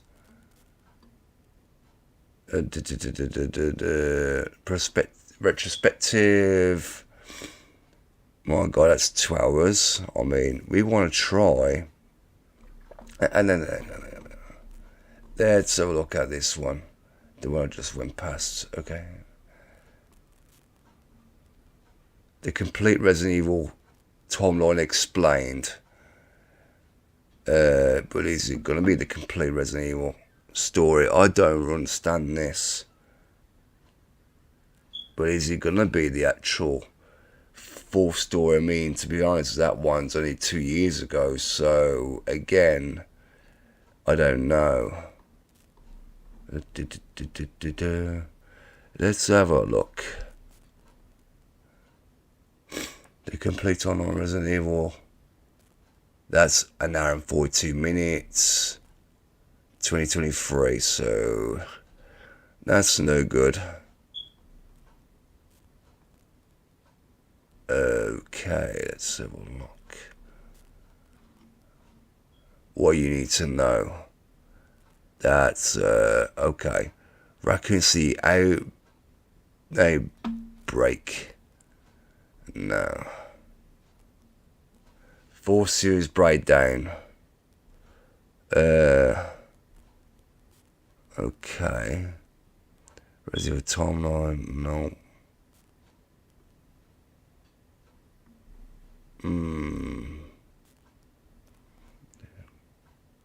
That's the Raccoon City. I can't see anything other than that. Yeah, right. Why would I want to fall asleep to that? What are you on about? Okay.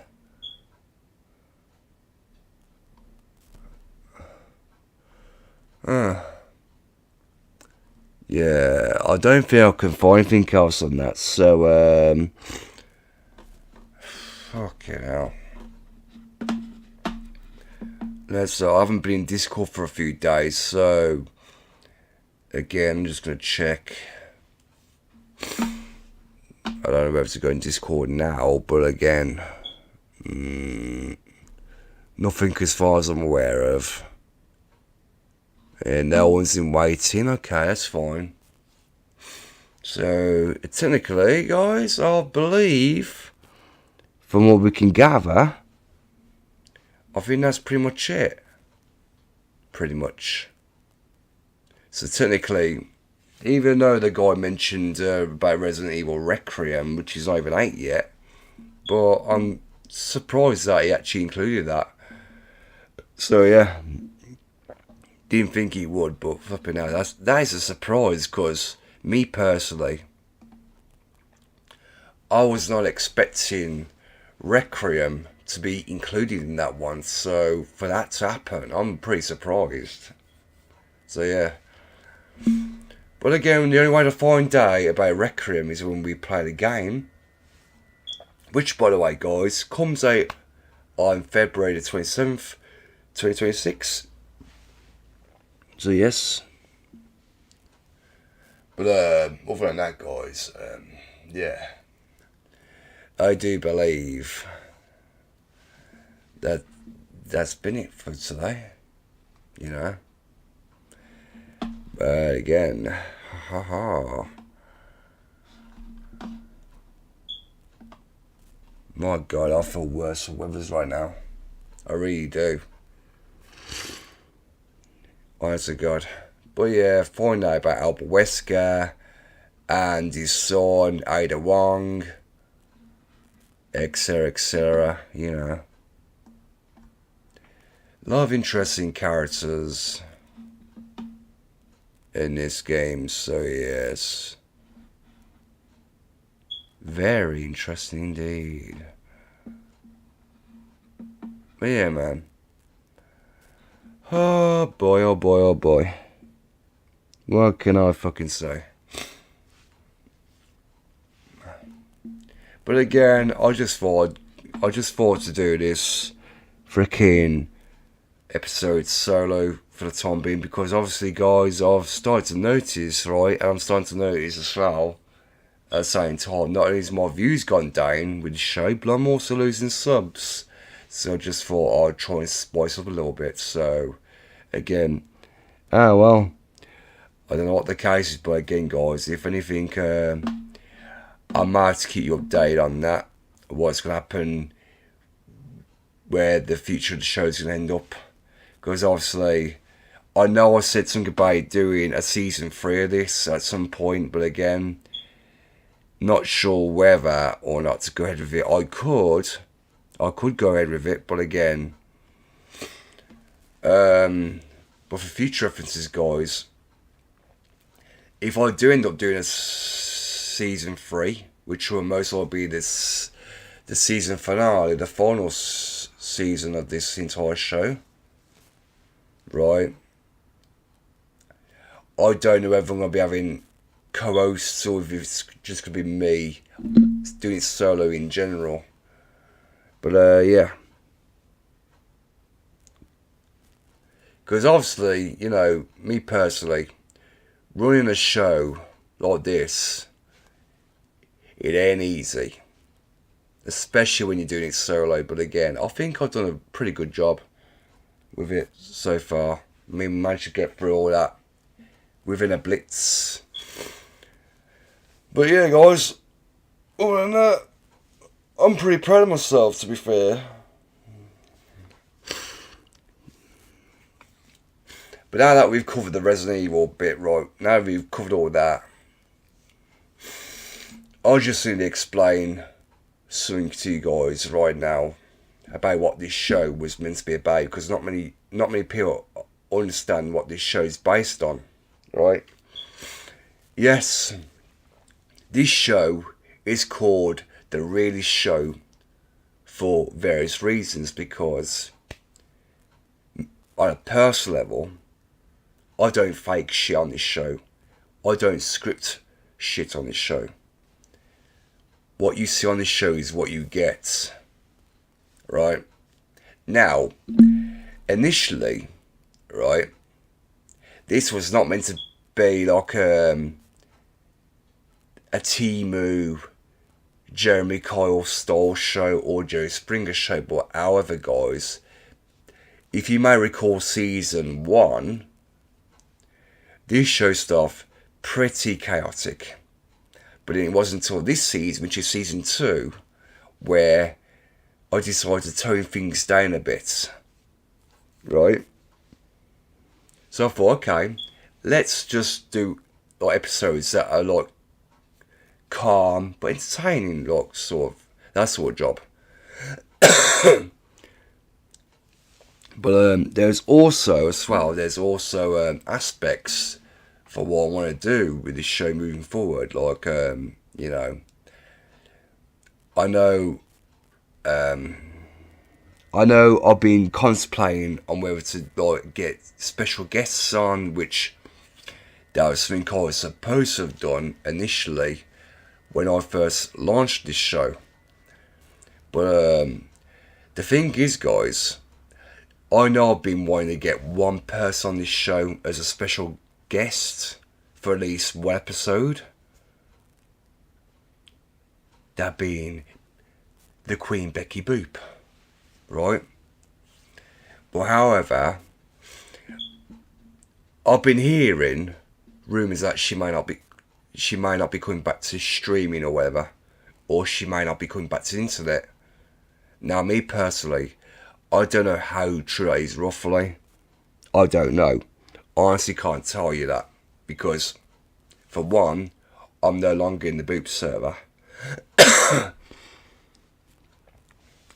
I left that server for various reasons, because one, I wanted to literally branch out on my own and do my own thing in the meantime. But also, I did not want to burn any. I didn't want to burn bridges on the way out, if that makes any sense. That was not the intent, right? But however, certain individuals that would cause me grief for months and months, they sort of try to twist the narrative into thinking, oh yeah, I supposedly lost an argument to someone in the Discord before making my departure. That was not true. Obviously, that was something different. That was literally a disagreement at the time. Yeah? But also, I did, however, watch somebody's YouTube video at some point. I think it was before I went. This is before I went live, obviously. There was a video that I saw, right, from a YouTube channel known as Twisted SMF, yeah, where he was gonna buy him being initially banned from the Boop subreddit to do with a post that he supposedly made about 3 months ago. Now, me personally, I don't know the truth, because obviously, yeah, for what I heard, he was mentioning about there was a post from 3 months ago where, you know, the LCU was being mentioned or whatever. But again, I'm not part of that subreddit, you know, so I don't really know roughly how true it all is. But again, I did see the screenshots that he provided on his video or stream, whatever. I believe it was a normal YouTube video. It could have been a live stream. I'm not too sure, but it weren't that long, obviously. But yeah.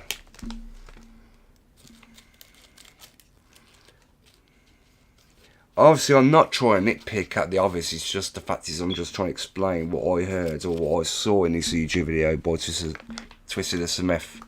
But again, there's many reasons as to why I initially chosen to distance myself from the LCU in general. Right? One, because that universe, right, no matter how many times they try to spin this narrative, oh, yeah, it's going to live on forever, and it's not. The whole LCU is gone downhill. It has gone downhill. I mean, not being funny, right? There are a bunch of misfits, right, in that universe, on these random shows, which is part of a 24-hour circuit, right, thinking they can actually become content creators. I'm thinking to myself, what an absolute joke. I mean, are these people real locals, or are they just there to like try and do a show, making believe they're entertained when they're clearly not? You know what I mean? Now, I know this is going to stir up a bit of controversy, I'm aware of that, but again, I'm just making my voice be heard. You know what I'm saying?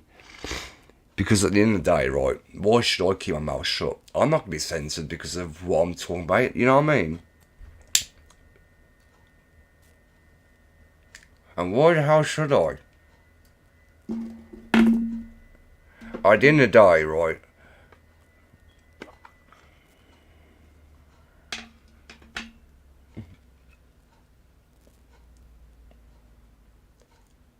I tried my absolute best.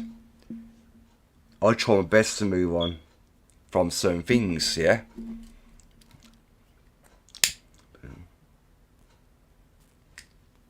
Now, I don't really want to bring up this point again.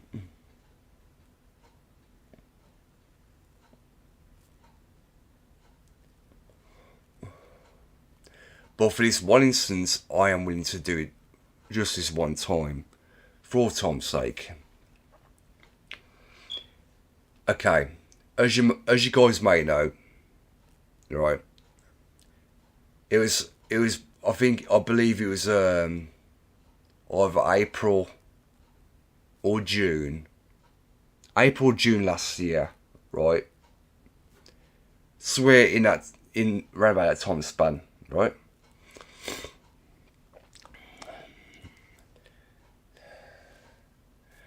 Not long after I initially left the LCU Discord server, right? I got back in contact with someone, as you may know, which was someone who was once a host of this show. Yeah? Me personally, when I left the LCU server, I wasn't expecting to be overrun with trolls. I wasn't. You see, I would have thought, right, that these people were staying at server, and as I left, I would have thought they would have left me be. But it turns out these people were making out, right, they discovered me on Twitter, which is not the case.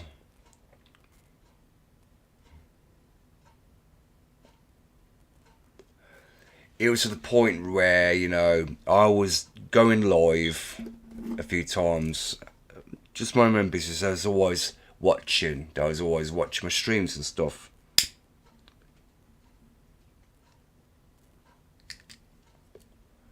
But then it got to the point where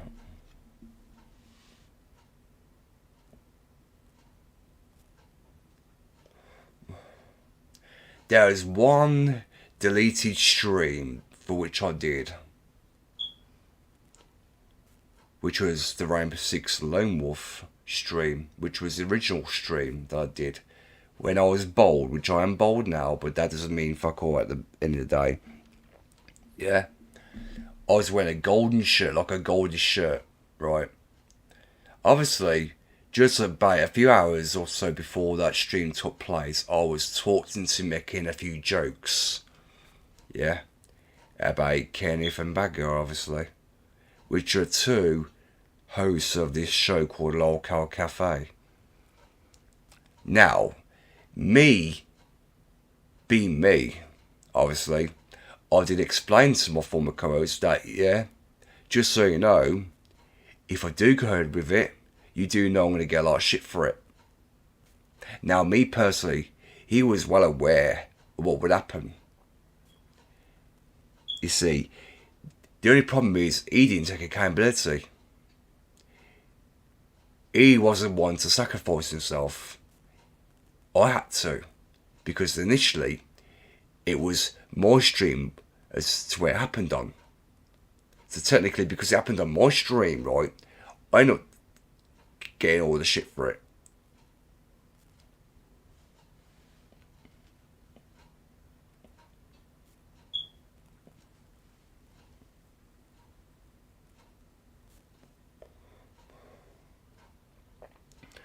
Obviously, during that stream, around about an hour or so into the stream, obviously, I began initiating the so-called comments, which were in fact jokes.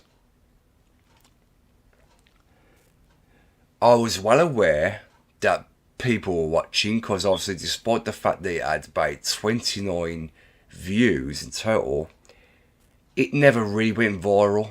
It never went viral at all. And believe you me, if that ever did go viral, then I understand. But the thing is, that stream did not go viral.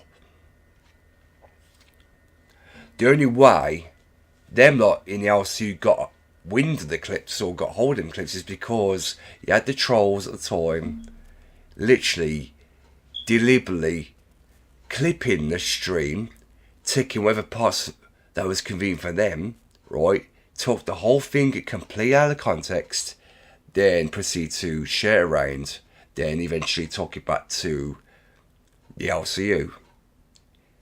Then obviously that's when Batgirl got wind of it, then she started reacting to it and talking about it with Ken, obviously. But then that was given a slight version, or should I say a slight version of what the joke's about, not knowing the full backstory.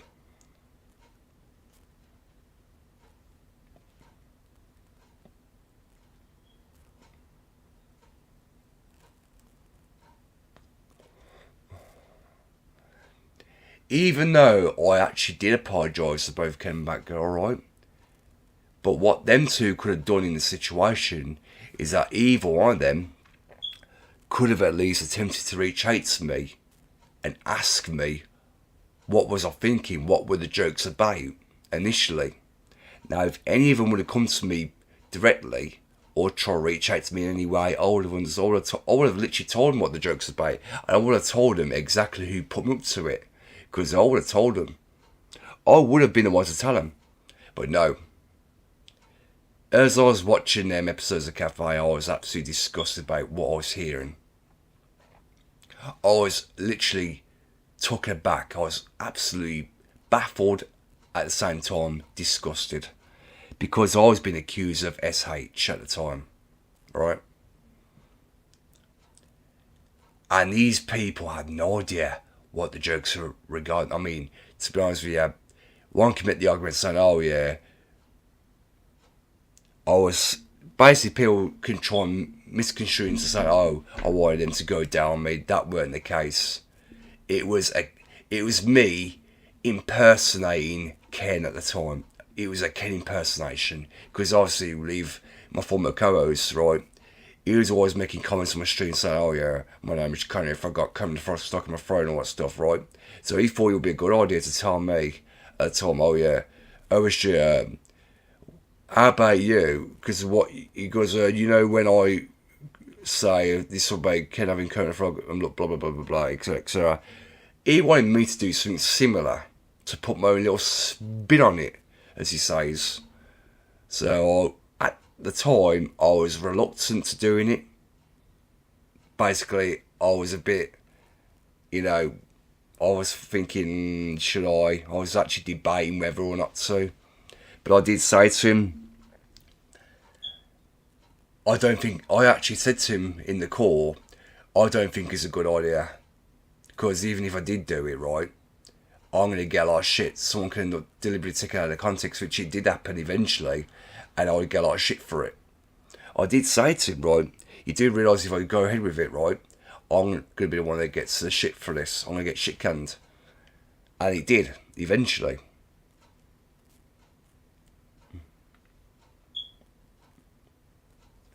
But did he ever take accountability? No, he didn't.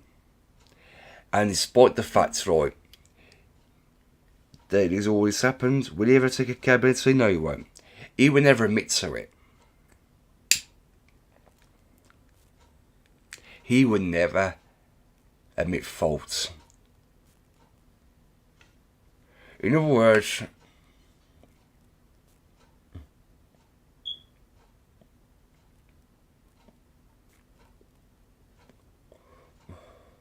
the one guy that brought on this show as a co-host right at the time, which was season 1, I felt as if he threw me under the bus. He threw me under the bus because of all that. And I was left to pick up the pieces. I was left to be completely scrutinised because of what he did.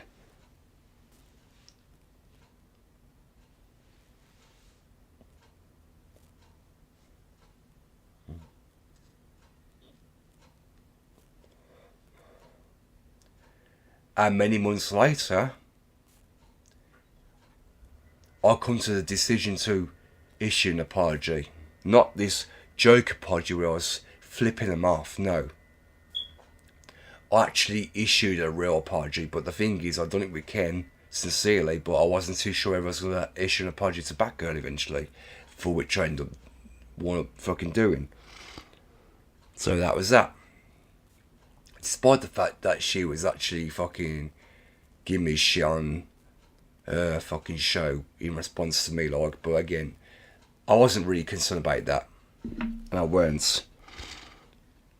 But you gotta understand, guys, if my former co-host had came out about it and been honest with what had happened, then fair enough. None of this would have happened. All this could have been prevented if he would have just came out and told the truth and actually said, yeah, I admit fault. I'm willing to take accountability. But no, he didn't. He just didn't.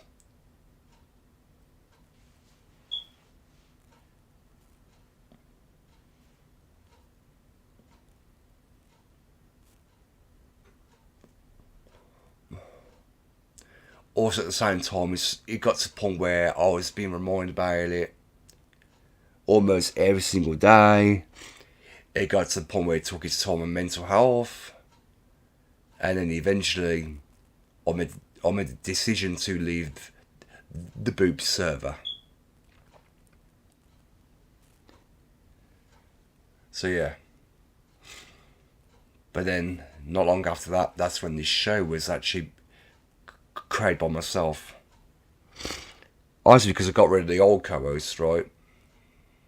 I brought someone else on, which you might know as Protagon HD. So there you go. I mean, I have to give Arcade Pilot a lot of credit for this, because he has actually appeared in the majority of the episodes and that. And I do thank him for it. But the thing is, guys, I don't know whether I'm going to continue this show with co-hosts, because at the end of the day, right, I don't know what future this show even has. I mean, I will say this though. I'll go on record by saying there may or may not be a season 3. I haven't decided yet. But we'll cross that bridge when we get there. And I know that I'll probably lose a lot more subscribers, or whatever, but that's fine.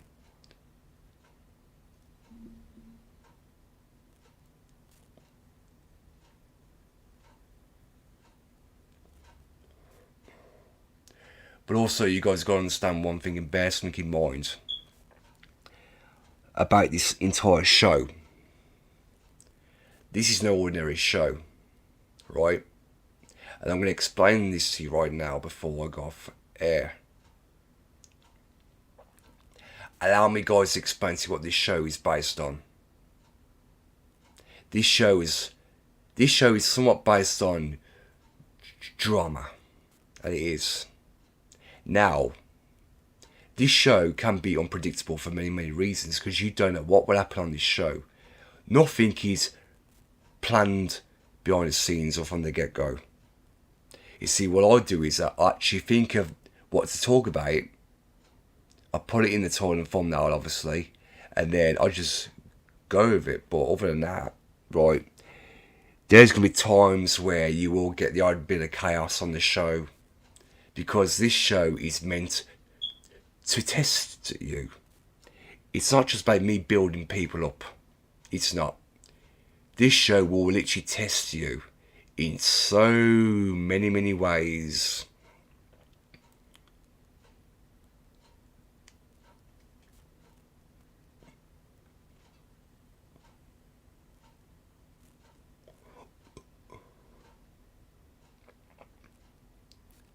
But I'll be completely honest with you. I will be completely honest, but it's staying for record that this show is a type of show that could literally end friendships. Literally. And it can. Which is why nothing like that has happened up to yet, apart from the one co-host. This show has actually ended that friendship already. But I'm trying to be careful what I'm doing on this show, because at the end of the day, the last thing I want to do is burn any bridges with anybody who's remotely associated with the show. Do you know what I mean? So again, I'm just trying to be careful what I'm doing at the end of the day. Because this show, as I said, it's a challenge. It really does challenge you mentally.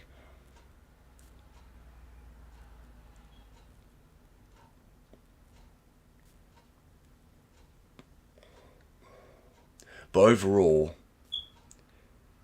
it's a pretty decent show. It's pretty entertaining, to say the least. It's not like the LCU. Nothing like the LCU at all. Not like most of the shows that you would see on YouTube. But this show is very, very challenging, to say the least. But yeah. But that's all I will say on that. But other than that, guys, yeah. I just wanted to start this episode by doing it like a Resident Evil sort of episode. Because, you know, I just thought to give it a bit of spice. I just thought to spice up a little bit, you know. Give you something just a little bit different other than just having fun, whatever. But again, as far as I'm concerned, I don't know what future this show holds, where we go from here.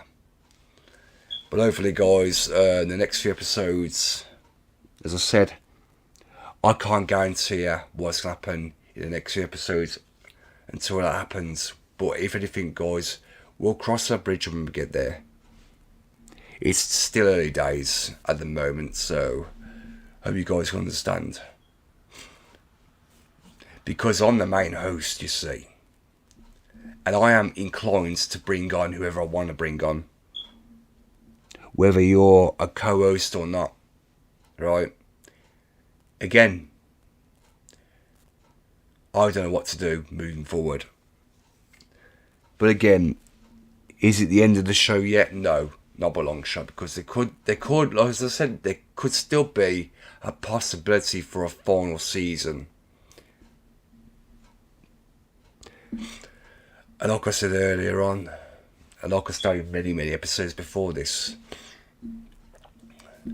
wherever I do succeed in getting the Queen Becky Boop on as a guest, that remains to be seen.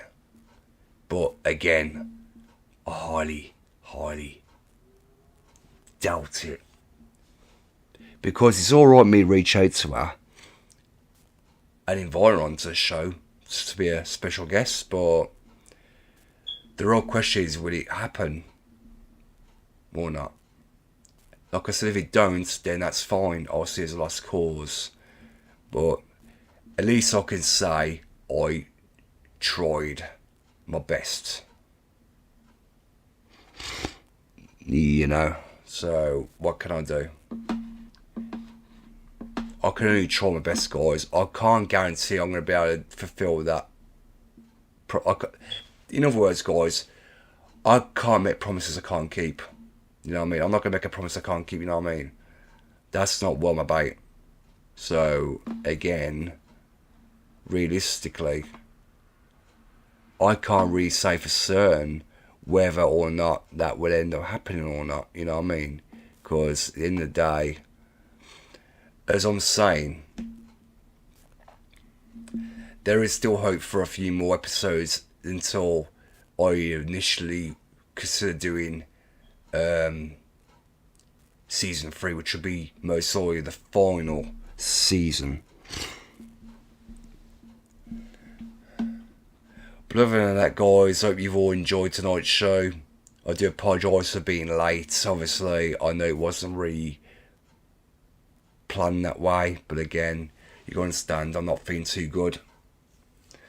Hopefully in the next few days or so I'll be back to being 100% most likely, but again, this just wasn't something that was actually planned. But other than that, guys, yeah.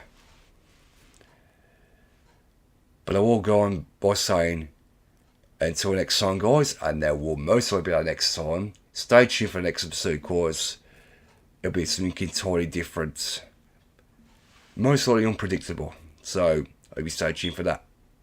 Anyway, guys, this has been OsG saying I'll check you later. And in the meantime, I'll see you all later. Have a good one. And peace. Have a good one, guys. And I'll see you all soon.